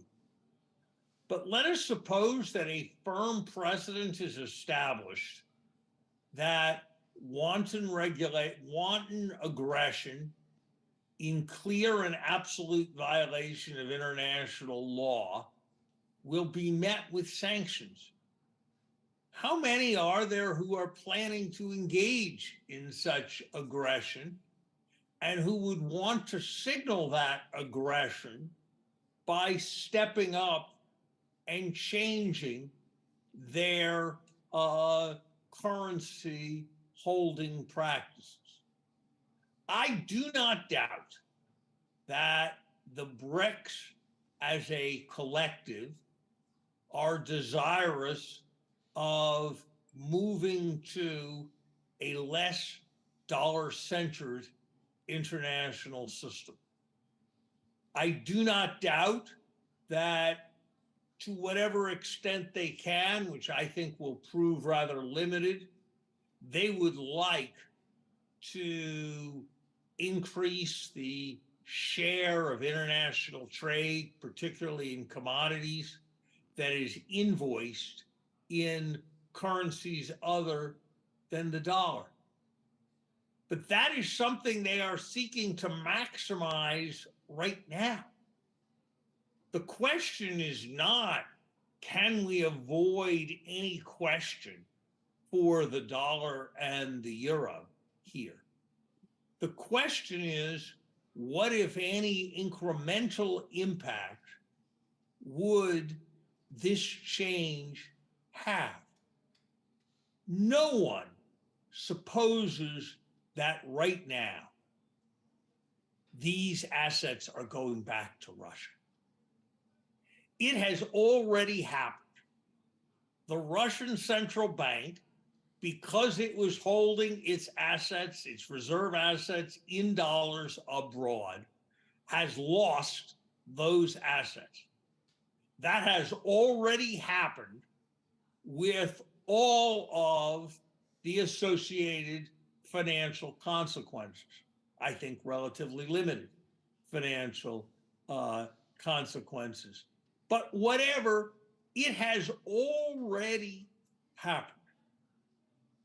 If we show our weakness, and do we doubt for 1 second that if in some way the roles were reversed, what Russia or China would do? If we, instead of deploying those assets, allow them to be denied to the Russians, but sterile and frozen, do we somehow think that will make our currency or our economy stronger? I do not believe it. This is what is called a make-weight argument. It is an argument made by those who are uncomfortable with deviating from tradition, who know what they think and are trying to figure out why. It is not a major and a serious consideration. And I do not believe for 1 second that there is any important risk to moving on this proposal. I am, as I hope I have made clear, very strongly in favor of what is under discussion here. But if you ask me what I'm worried about, it is not this set of issues at all. It is much more that the resources will be deployed and not well used, and that opportunities will therefore be lost. That financial transfers will be seen as a substitute for meaningful economic integration. These, it seems to me, are substantial risks. But the risk that this act is going to seem to anyone other than a natural continuation of the policy path that we have set of responding firmly to Russia seems to me to be utterly bizarre. Well, I fully share your take, and they've started this process of so-called de-dollarization a decade ago, and no doubt that not only Chinese, but Chinese, they are actually the flagship of this process, will try to weaponize the currency. And it's a part of geopolitical standoff. It's crystal clear. And on the other hand, look, this is the challenge for all of us. And this challenge can make us stronger in case if we find an appropriate response. And this response, the response is on the table. So what is needed? A strong political will is needed, guts, in everything, including this particular case. So we have another 3 minutes, and just for each participant, one question. So Professor Zelikow, tell me please, whether Ukraine can rely on bipartisan support in the US and EU unity in the European Union relatively to a long-lasting financial support of Ukrainian economy and of Ukrainian fight against the Russians. What's your take? Yeah, my take is Ukraine should not count on it. Ukraine should call for it and push for it. But I think the bipartisan base is shaky. I could go into a lot of details about what will happen on the supplemental funding issues, and there are a lot of people right now who are counting the votes. Without going into a lot of detail about it, I'll just tell you that it's going to be a close call, and that's we're talking about debates in the next month or two. When you then carry that forward into next year, I think the situation doesn't get easier. I think it will get harder. I think this is also true in European publics. They're going to be under tremendous budget constraints in the European Union. All the issues having to do with Ukrainian accession are very, very costly. And they have not identified where to get the money. And so there's,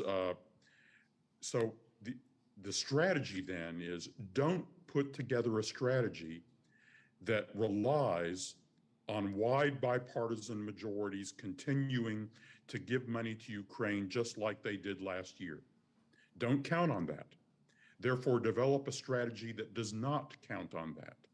And that's one of the reasons why the Russian assets issue is so urgent. Thank you. You're going to be the last one. Secretary Rademaker, tell me please, what the Ukrainian government has to do to spare the efforts to confiscate the Russian assets? What kind of Ukrainian contribution could be in order to make this process viable? What needs to be done? So, as Professor Zelikow said, I do think this question is getting a lot more attention now than it did 6 months or a year ago. And a major reason that's true in Washington is, as I mentioned, legislation has been introduced in the US Congress to provide the legal authority to confiscate the Russian assets. Currently, the consensus among Washington lawyers is that the president doesn't have the authority to do it. So this legislation would give the president authority to do that. You know, we have the great fortune in America that we're not a parliamentary system. So the role of our legislature is not to support the government's program, to cast votes in favor of what the government wants. So the role of our legislature is to leaven the system, to stimulate discussion, and that's precisely what members of Congress are doing in sponsoring this legislation. This is not an initiative of the Biden administration. I mean, I think, frankly, the Biden administration would prefer not to be bothered with this issue. They've got other things on their mind. It is true there are questions about the degree of bipartisan support for additional funding for Ukraine, and when we talk about that, I think what most people are talking about is, you know, are all the conservative Republicans in the Congress going to support more money for Ukraine? But I do think it's important to state for the record, this legislation that I'm talking about in Congress, in both the House and Senate, is sponsored by the Republicans. Okay, it's the Republicans in Congress that are urging the Biden administration to consider this issue. And, you know, so, and we'll see whether the Democrats in Congress actually rally in support of it or not. And I think maybe what they do will depend in part on signals they receive from the Biden administration. But I think, you know, what can Ukraine do? I think Ukraine needs to make crystal clear that this is a priority. This is a priority to your government, something that maybe is not as immediately as important as continued military assistance, but you know, it's about the future of your country. And you know, the Republicans that are pushing this legislation will be deeply grateful for those kinds of signals because it will help them in advancing this idea with the Biden administration. Thank you. Madam Secretary, last is not least, you know, and you are one of the most important persons. So tell me, please, frankly, do you believe in the Marshall Plan for Ukraine? And who is to spearhead this process? So Marshall was the US general, right? Whose name would be labeled on new Marshall Plan? So I think a Marshall-like plan is possible for Ukraine. I don't think it should carry the name of any individual, especially any individual outside of Ukraine. I think it needs to be the Ukrainian Renewal Plan. It needs to be named after the people of Ukraine, the nation of Ukraine, the people who have put their lives forward to maintain the system of international law, norms, democracy, global peace. And so I think we should not name it after anyone individually, but only after the Ukrainian people. I do believe that it needs to be a plan that brings together the European Union and the United States and the broader members even of the G20. I do not believe this should be a European or EU plan alone. I have to be frank. I mean, I have an American background. So American technology, American innovation, American capital, American support is important. We cannot rely solely on the European Union. But so is Japanese support, and so is Canadian. And so I would not relegate this to be a European plan. With all due respect, the Europeans need to be front and center, cardinally involved, but I believe this needs to be a plan that brings together, which I think the multi-donor coordination platform today does, the European Union, the United States, Ukraine as co-chairs, and then the other members of the international community are there as well. All of the G7, hopefully we go beyond the G7, we bring in members of the G20, all of the international financial institutions. But again, I think it's now in Ukraine's hands to take this from vision to strategy and to provide the confidence of the reforms that will go with the strategy to bring everyone along to start actually funding this. Above and beyond what's being funded today for the budgetary support, which is critical, and above and beyond the immediate recovery, the bridges that the Agency for Reconstruction is renewing and the roads, all of that has to happen. But for the longer-term renewal of Ukraine, we have to go from vision to strategy, and that strategy has to include specific reforms, timing, prioritization, and sequencing. So a lot of this is on Ukraine. So thank you, everyone. Yes, Secretary. Yeah, go ahead. Secretary Summers, go ahead. I agree with everything that has been said, and I agree with what Natalie said about many nations needing to be involved. But long years involved with the international system do teach me of the special role of the United States and its president. History will judge the United States and President Biden on how they respond to this global moment. This is an issue that is more consequential financially in terms of hundreds of billions of dollars, more consequential in security terms, in terms of standing up to aggression, more necessary in terms of domestic political values, where why should American taxpayers suffering from high costs of living be asked to pay for what could be paid for from sterile Russian reserves, and more consequential geopolitically in terms of enabling a broad global effort to support the global system at a time when it is most threatened than any time since the end of the Cold War. History will either see strong movement on this issue as a visionary and transformative act approaching that of the Marshall Plan, or they will see an opportunity lost in the way that an opportunity was lost at the end of the First World War to build a more satisfactory global order. If the United States regards this as an essential priority, it will, in my judgment, happen. If the United States treats it in any other way, and as a matter for the workings of collective diplomacy, there will be drift and dither. And so much, beginning at the G20 this week, will depend upon the choices made by the president and his most senior advisors. Thank you. So to wrap it up, first, the Marshall Plan will definitely appear. Second, this is to be the free world plan, a US-led free world plan, how to defend democracy and build up a new Ukraine. Third, Russia will be brought to justice, and Russian state assets will be definitely confiscated.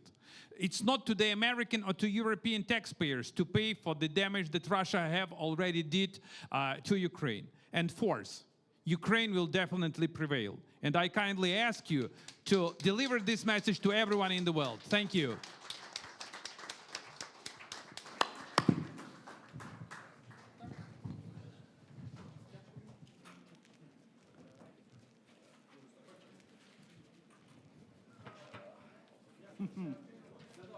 Привіт. Молодець. Браво, браво. Ну. Тебе включений мікрофон. Потім обміняємось. Philip, I assume you and I are in broad agreement?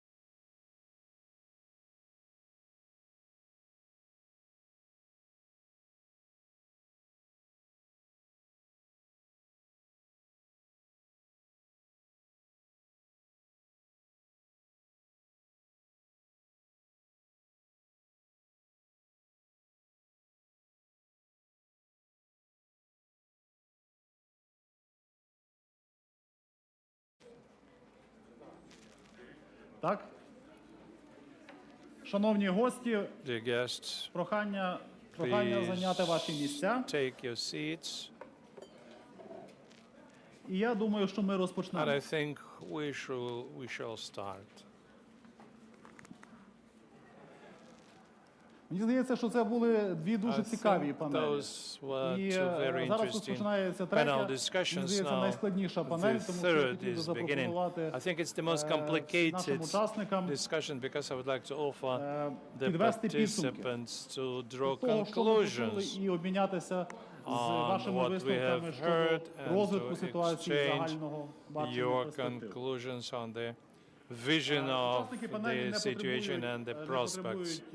The participants of представлення. the discussion do not require Міністр оборони, introduction. екс-міністр оборони, Ex-defense Андрій minister Zahorodnyuk, Andriy Zahorodnyuk, Ambassador Valeriy Valeriy, and our great friend Marcin, Walecki, head of the NDI in Ukraine. First of all, I would like to tell what I see in this discussion. First panel was the discussion of the top-level experts in the area of security. And my conclusion is that we are moving forward. We have some successes, some results, thanks to heroic struggle of Ukrainian Armed Forces and our obligation to support them. Nevertheless, we understand that this is a lengthy process and it's hard to forecast when will it come to an end. It's a long story.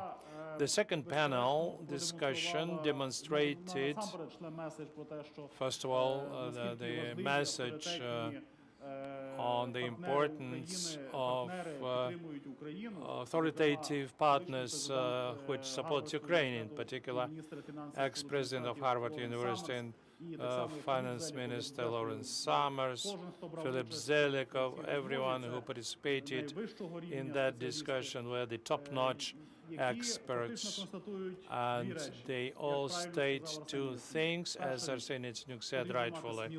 First thing, we need to have courage, will in order to win, and the second is that we are in the epicenter of a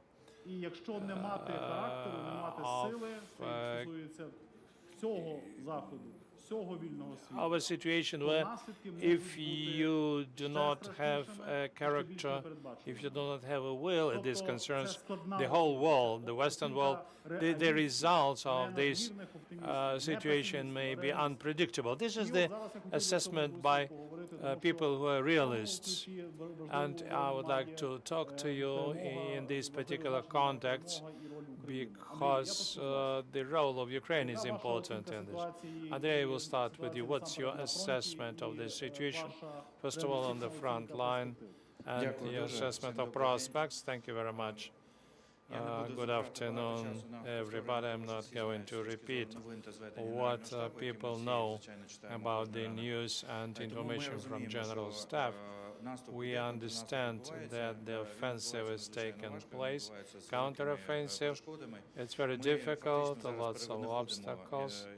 We are now looking for the doctrine of this war, because there is no doctrine which could be used in those operations.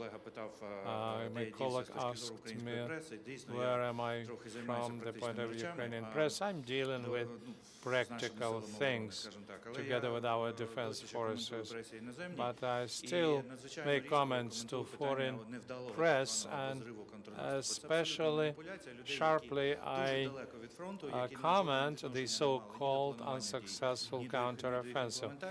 This is what people who have no understanding of what's going on saying this.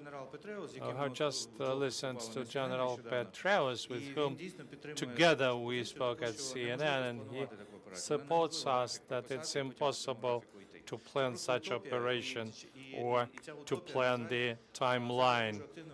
It's a utopia, and unfortunately this utopia is used by our political opponents in Washington and other capitals, and people should realize what's going on. Ukraine is an object of some political manipulations. We should not play into the others' games. But the fact is that the situation is extremely difficult, and we may say that the war will take some time. This doesn't fit into political plans of some capitals who would like us to quickly complete a sort of a bright operation and sit at the negotiation table. I should say that the negotiation table is another utopia, because currently the Russian Federation authorities are criminals with whom we cannot speak about anything with the exception of how they will be punished. Even from the point of view of the theory of negotiations, even theoretically, there are no prospects for such negotiations. But any analysis of how realistic would be negotiations with Russia, there will be negative results. Most of our partners don't see victory as we do. And in this sense, in this division of opinions, a lot depends on that. I recently was at the marathon, and I heard that Americans gave so many weapons so that we fight this war and do not win it quickly. I don't agree with that, because people have different opinion of the format of the victory. It's a big problem. Naturally, Russia being not able to win in the format they invented, they will make this war a long story. First of all, for the world to be scared and give some concessions. The question is whether Russia will bear on war, because they have many economic problems, social problems in terms of military weapons and equipment. But comparing resources of only Ukraine and only Russia, it's clear that Russia has more resources. That's why their main task is to deprive Ukraine of the Western support. First of all, trying to sell the idea that the war is going to be forever, and it will be announced in press more and more often, especially when there is winter, bad weather, and when the conclusions of the counteroffensive are being done. Irrespective of the results, there will be a huge number of analysts who would say that everything is clear, that this war is for long, whether we are ready for this long war. We know that Russians are preparing for this. They are preparing messages in order to deprive Ukraine of foreign assistance. That will start at the beginning of winter, and then beginning with the Munich Forum. In February, there will be a number of events, elections to European Parliament, then elections in the United States. That's why they are going to make use of that. Coming back to operational situation here, we need to take very many right decisions. We need to engage production. We have lots of problems with spare parts. We need to repair equipment here. We are on the verge of the drone war. The whole next year, there will be the war of drones. This war will change the whole paradigm of the warfare. So the process is already underway, and the scale of this process will be much larger. In this process, we need to be in the leading positions. Sometimes Russians go ahead of us. There's basically an arms race in this respect, and whoever wins this race will prevail at the front line. So one of the major problems that we faced, I'm trying to speak fast because time is tight. One of the problems is the leveraging of our domestic defense industry. I'm not talking about the restoration of the military-industrial complex, because this topic has been spoken about a lot in Ukraine. But what we are talking about here is we have to make sure that we produce as much as possible, because there's a shortage of material and we cannot rely on foreign supplies only. There are a lot of entrepreneurs who are ready to kick in, and as soon as we launch this process, we will improve our economy and social welfare, and we will improve our equipment as well. But we need advocacy for that, because we require funds, and our partners are not very willing to support us in this particular sphere. This is another front that very few speak and know about, but it does exist, and we need to fight on it as well. If we manage to do this, well, very often I hear that everything is bad until victory, but then afterwards everything will be fine. But just try to imagine that our victory will come in stages, in phases. And as soon as one stage is over, we will have to rebuild one part of Ukraine and simultaneously with what we do at the front line. So we'll have to do it on two tracks, and we should not go for the idea of long-haul warfare, because this is a very dangerous idea for Ukraine, especially if Ukraine is in a constant state of crises within this period. That's it. Thank you very much, Andriy, for your profound analysis. I now would like to ask a question to Valeriy, the issue of negotiations, of possible negotiations with Russia. It's quite reasonable to expect that a point in time will come when the international pressure will be brought to bear on Ukraine, demanding that we should seek a peaceful resolution of the war. We have certain negotiation realities already. The first one was the yesterday's meeting of Erdogan and Putin, when Putin said that he's all for negotiations, and he has always been a supporter of negotiations. Another reality is the track of the Global Peace Formula Summit. This is another track. And the third track is related to the guarantees of weapons supply for Ukraine, and this is a kind of a form which could meet our requirements as long and until we become a member of the alliance. So these tracks are in place. Assessing this negotiation-related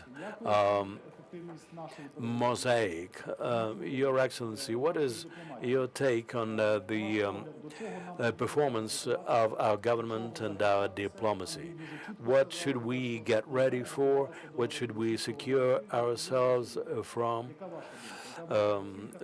We should protect ourselves from the Russian narrative, as Andriy said, but what is your opinion concerning that?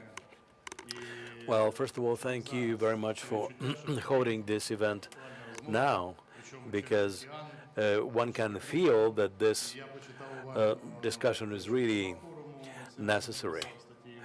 I read what Mr. Yatsenyuk wrote about this, and I heard what your invited experts said, and I heard what General Petraeus said, and I can say that all this is pretty much within the framework of the numerous discussions which have been underway in the world over the last several months.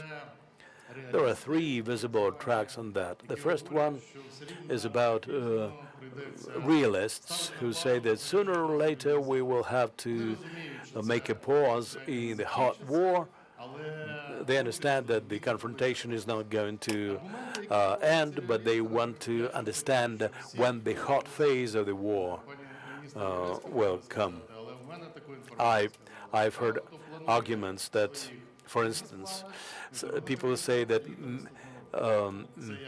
in their plans, a lot of players make plans for the summer of next year. I've heard on many occasions that summer of next year is going to be a kind of a watershed for the resolution of certain issues.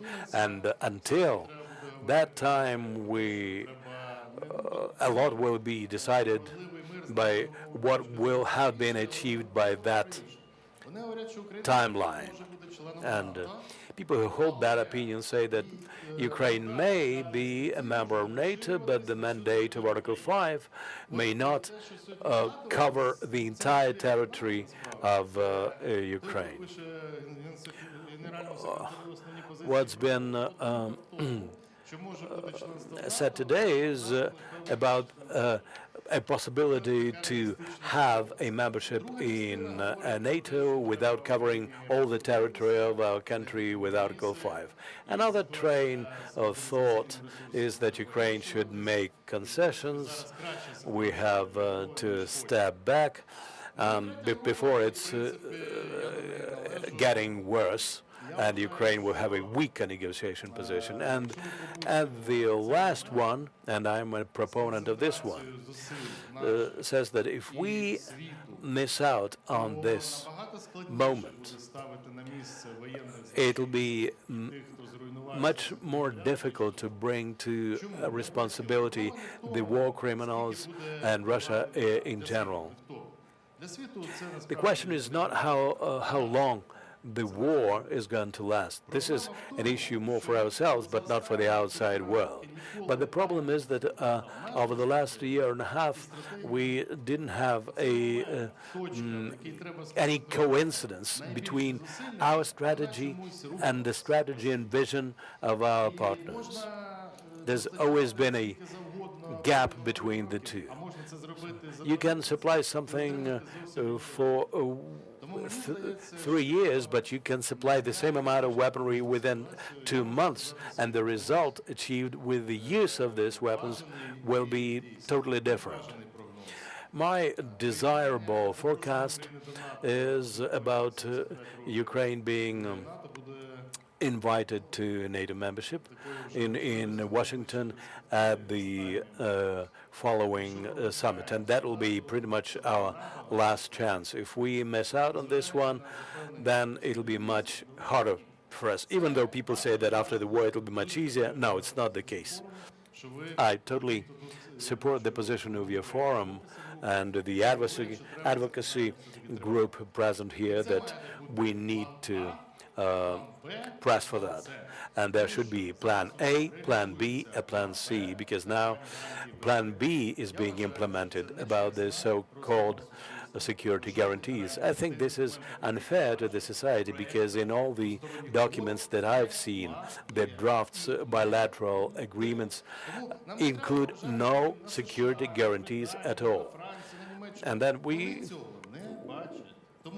won't have to have any hard feelings before the U.S., Great Britain, or whatever.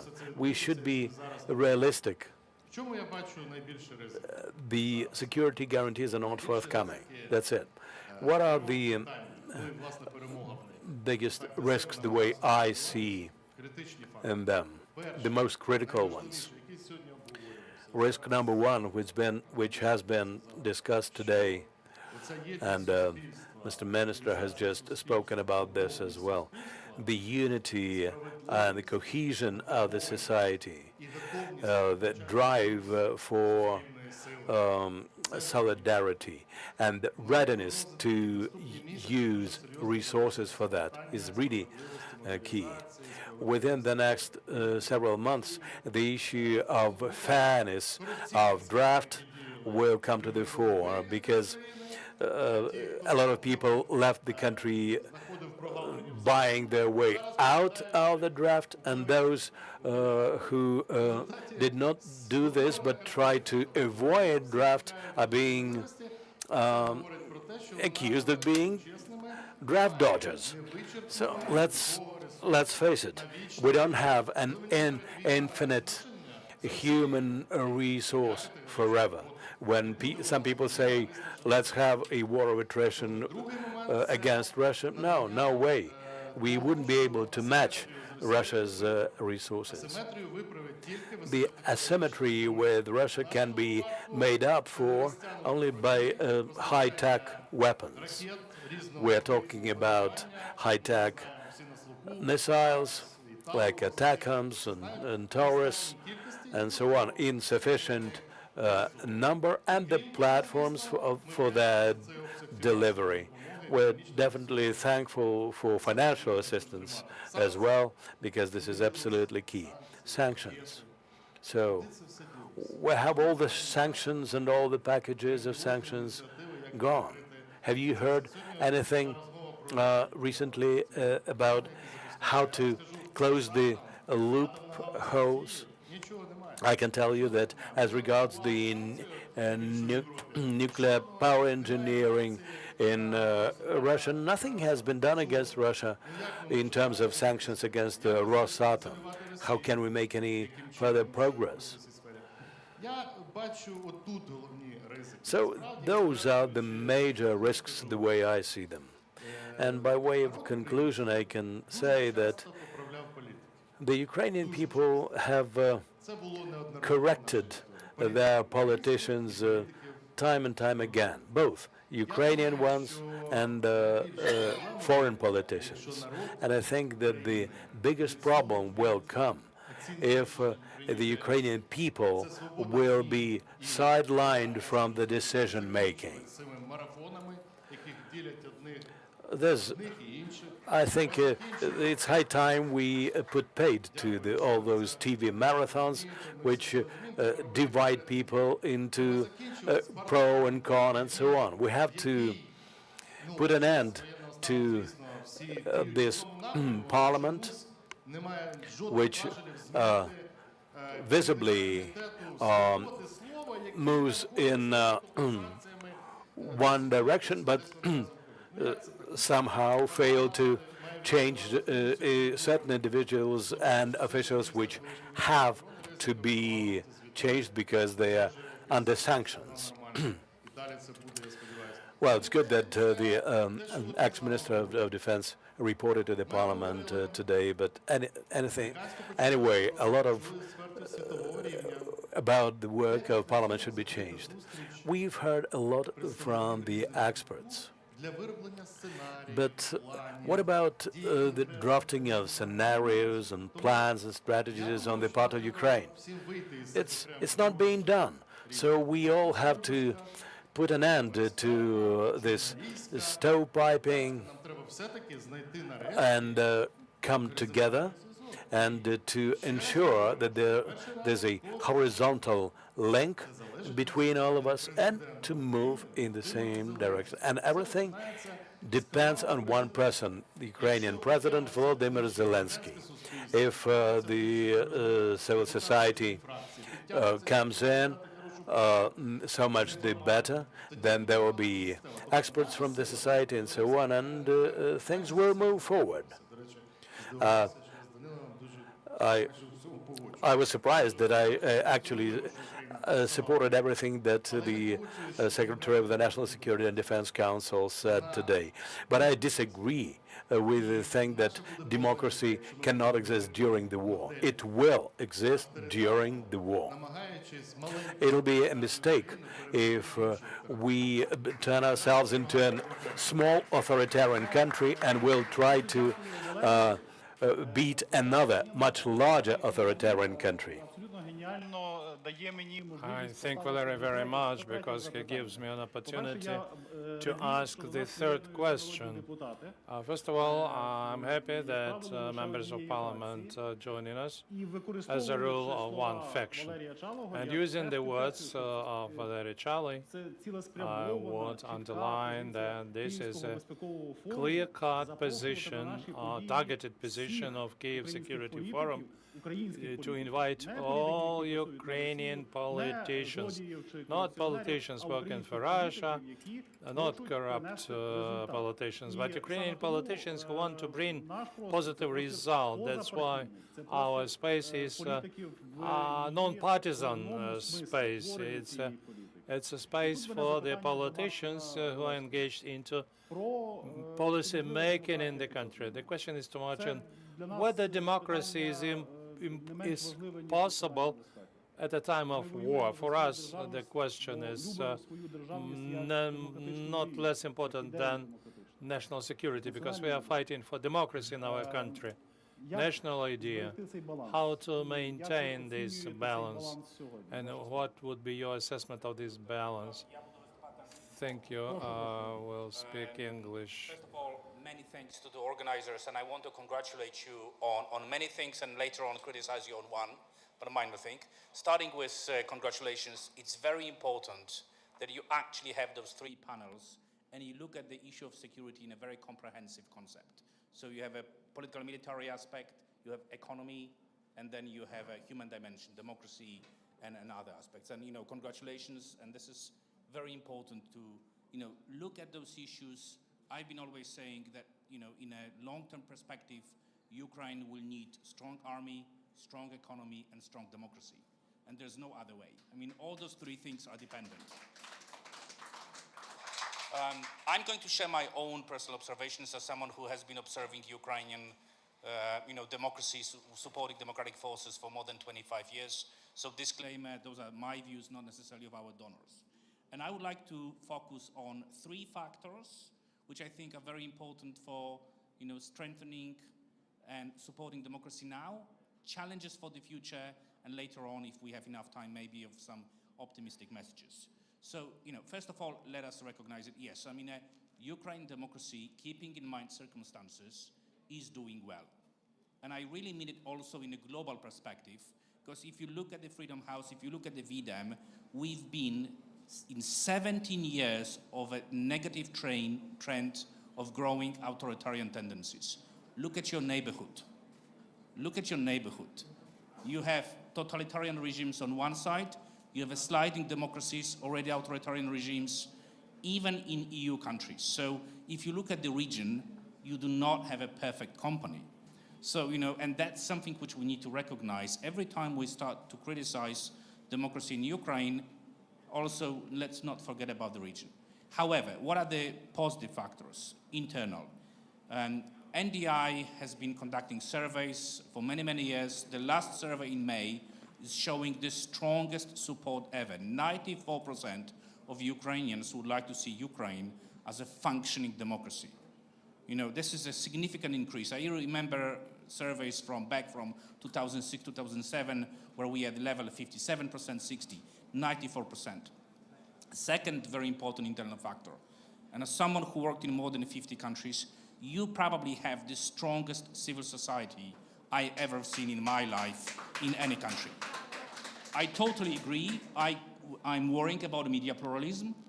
This is one of the many things I'm worrying about, but you have an extremely strong, vibrant civil society. And this forum is an example that this society is working and is putting a gentle but very much needed pressure on decision makers. One thing which I think, again, suggestion, this civil society needs to be doing more interactions with political society. We have many influential politicians in the room today. That's a positive development. But, too often civil society is not actually engaging in concrete reforms. And that's the challenge. And it's not because of civil society. Unfortunately, it's because of the kind of a political elite we currently have. They don't always want to listen. What are the two other important factors? First of all, global politics. Again, 90 to 93% of Ukrainians would like to see Ukraine in EU and 89% in NATO. There is no membership in transatlantic family without strong democracy. Those things are very closely connected. And this is something we need to keep reminding our political elite, that if you are not progressing on democracy, you are not progressing on accession. So in addition to seeing military advances, which are very much needed, we all would like to see democratic advances, because they are very much needed for EU and NATO membership. For both of this, and this was mentioned in the previous session, the issue of anti-corruption and rule of law. This is not just a precondition for investment, for economic revival. This is precondition for your EU and NATO membership. Without strong rule of law, independent judiciary, we can forget about it. I'm going to go back to elections, and not only elections in Ukraine. We will have a year of very important elections. You will have Slovakia soon, Poland, European Parliament, US, Russia will keep for a second, maybe UK, and then there are rumors you might have elections in late March in Ukraine. It's going to be very important to recognize that all those elections will influence you directly or indirectly. And that's another factor and a challenge. If we are talking about potential elections in Ukraine, we need to have a political consensus. It cannot be a decision of 5 people in one office to decide on when and how you want to have elections. Those elections need to be discussed with whole political spectrum, and let me make it very clear. It's Ukraine will decide about its elections. It's not someone in Washington or in Brussels or in London or in Warsaw. You will decide about your elections, but those discussions need to be inclusive. Very quickly, those 4 challenges which I see for Ukraine democracy now and in the near future. The first challenge is inclusion. We already talked about number of IDPs, refugees, veterans, persons with disabilities. We're talking about a completely different electoral arena. Those people need to be involved in the process. And this is where I would like to, Danylo, criticize you for a small thing. Look at this panel. How many women do you see on this panel? Let's not forget, Ukrainians, especially Ukrainian women, need to be properly represented when it comes to next elections. That's true, absolutely accepted.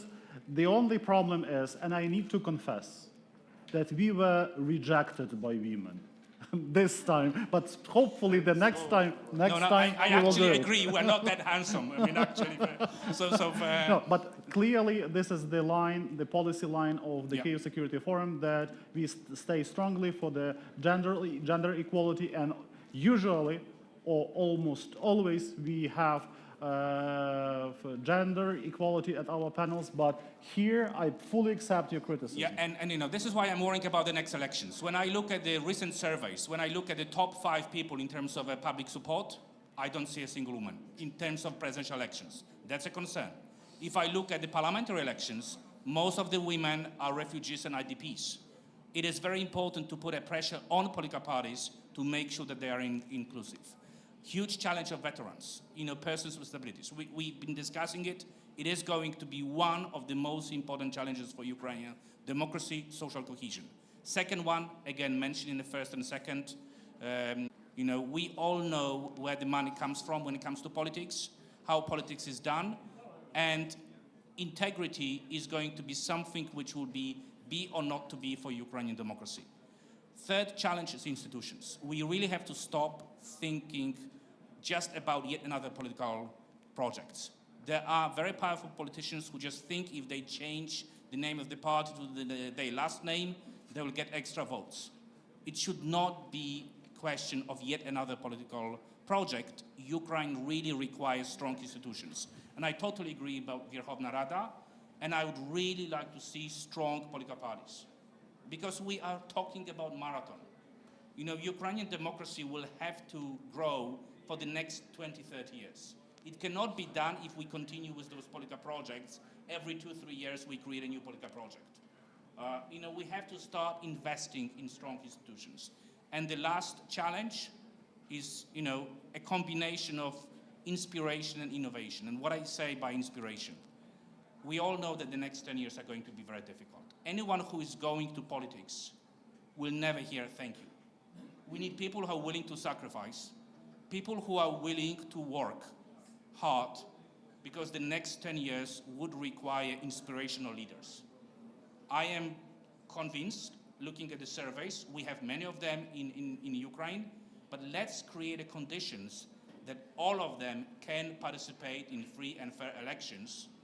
So we have all the major public figures which are currently recognized in our surveys being given a chance to participate in those elections. And as I said, we'll be happy to add two things which make me optimistic, but Ukrainian democracy is doing well.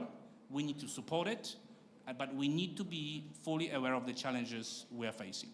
Thank you. Дуже дякую. Марцине, спасибі велике за таке обнадійливе таке послання. Фактично, колеги, ви бачите перед собою раду мудрих людей. І Київський безпековий форум намагається постійно створювати таке середовище, де відбувається саме такого рівня обмін. І тут зараз ми вже практично завершуємо нашу панель, і я би просив всіх колег дуже стисло відповісти. І саме в ключі ради мудрих людей. Ваші поради.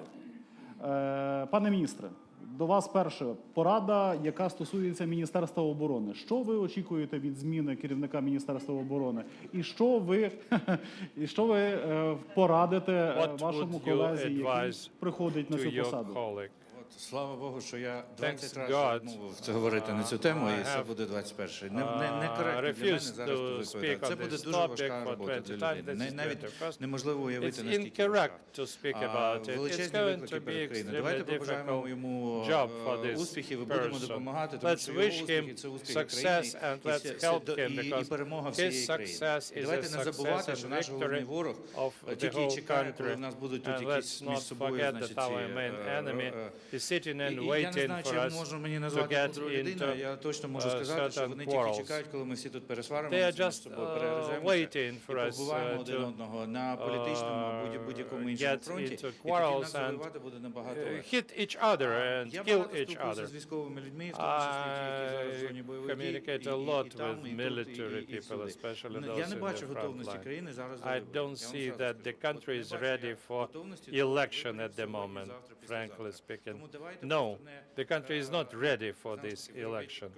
У нас свобода, да? Тобто я ні в якому випадку не хочу нав'язувати. I'm not going to impose my opinion, but the election should take place sometime. The time should be appointed. Maybe it would be a certain stage or whatnot, but I know that the society which is actively engaged into combat activities doesn't want to get into political struggle, discussions, campaigns, and so on. How could you organize elections in the trenches? This is from me personally, but democracy in Ukraine will never be ruined. Our civil society is so strong that it will be impossible to do. You know, there were some attempts to do this. You know the result of that. I don't think that anybody plans something like this. We have another important thing, civilian control over armed forces. It has developed somehow, and this is why army has become different, and our partners didn't count on that. They thought that the Ukrainian army was the same as Russian, but only smaller. It is absolutely not true.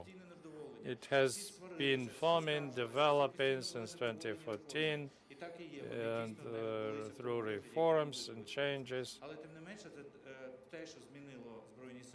But the armed forces changed. In Russia, they had never had this.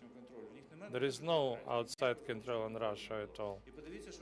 Not to speak about democracy. And you see that their army, it's like a planet capsulated within its own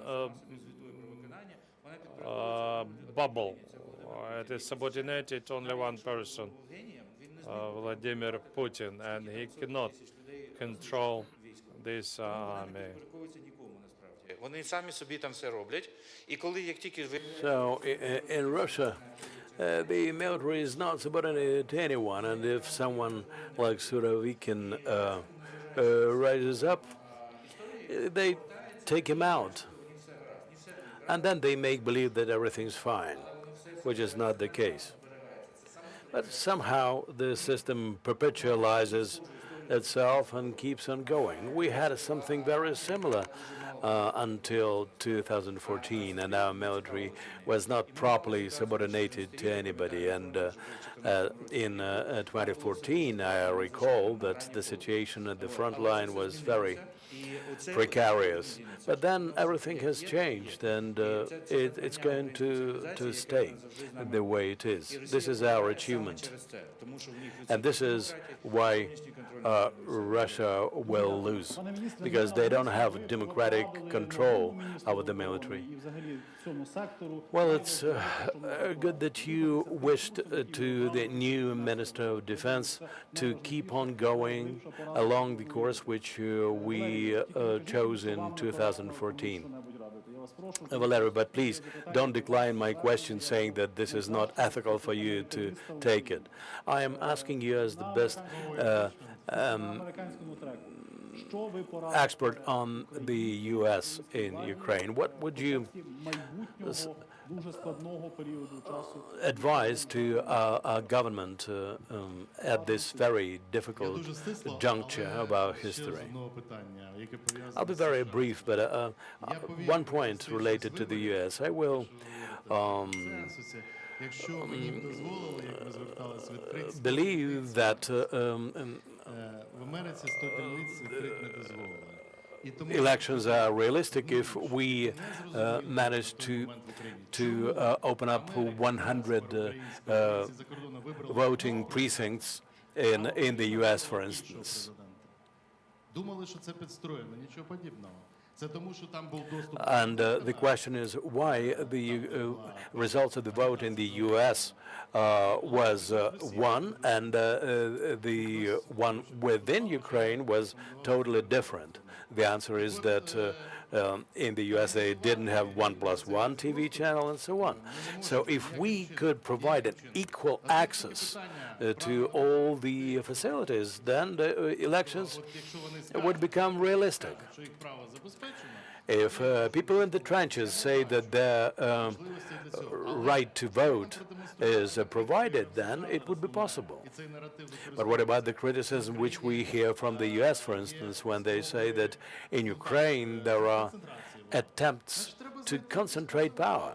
We need to find ways and means to show that this is otherwise. Even during the martial law, we have to involve the variety of opinions, and that would be a magic wand for the president in order to show to the U.S. that our democracy is functional. I agree that things are going to get increasingly difficult for us. Unfortunately, now the issue of supply of weapons and corruption stories come within the same context. This is a sad reality, and we have to work on that. We have to make sure that we persuade the world that we do fight against corruption. Otherwise, we won't be able to win over those who have nothing against Ukraine but use the corruption arguments against us. We have to work with different groups within the U.S. Congress, not just exclusively with the Ukrainian caucus, but we have to improve also our cooperation with defense industry, the U.S., to promote competition and so on. I worked in America, and I don't think that the U.S. is the country where everything is being decided by the president. No, it's not the case, even though the leadership of President Biden is obvious now. If it wasn't for him, a lot of things would have been totally different now. We have to thank President Biden and the Congress and the American taxpayers for helping them to cope with the extreme difficulties that we were confronted with. A lot of people did not have that much trust in us as the United States. So the U.S. and the entire world will support us just as much as we are proactive. We should not expect advice from them. We should shape our agenda. We should show our way. We should show our way towards NATO strategically. I'm not kidding. Ukraine can show our way to NATO in terms of European security.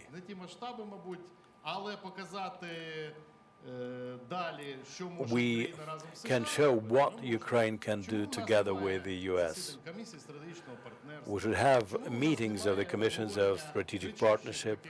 We should have more discussions of relevant challenges coming from those who push us towards talks with Russia. The G20 is another issue to be discussed. We have an agreement between the Verkhovna Rada and the Congress of the U.S., but it's not working. So we do have a lot of shared vision, but lack of strategic shared vision.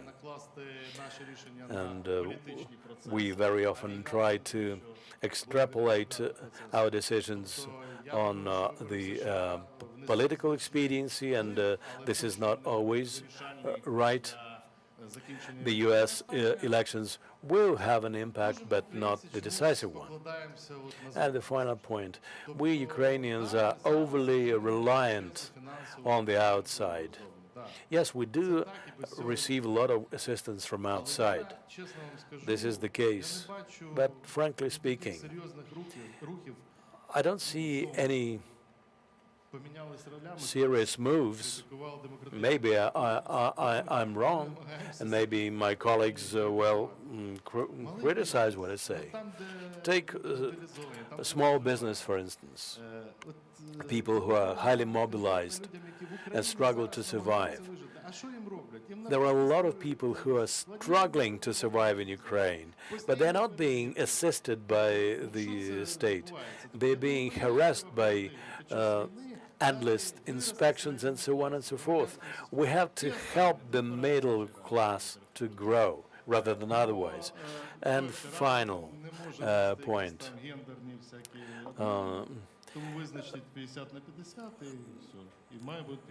You have to decide on 50-50 quota by way of gender equality. And secondly, the work should have no national boundaries either. Marcin, unfortunately, we have just 2 minutes to go, but what I'm going to ask you about is quite complicated. We're talking about a peace formula, but we need to preserve our partnership formula. We have a lot of problems arising in our partnership with countries like Poland and otherwise. And there should be a robust balance provided in these issues.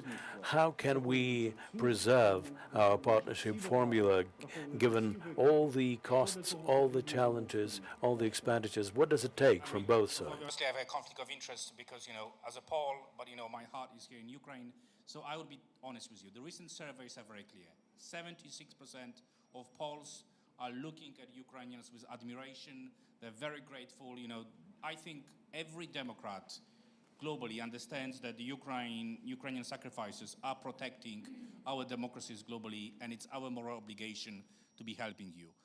Also, if you look at the Ukrainians in our dear colleagues' IRI surveys, Poland always comes at the top of the country which was helping Ukraine the most in the first few months of the full-scale invasion. So those recent disputes, honestly, in my opinion, are no different between the disputes you have France and UK about fishery.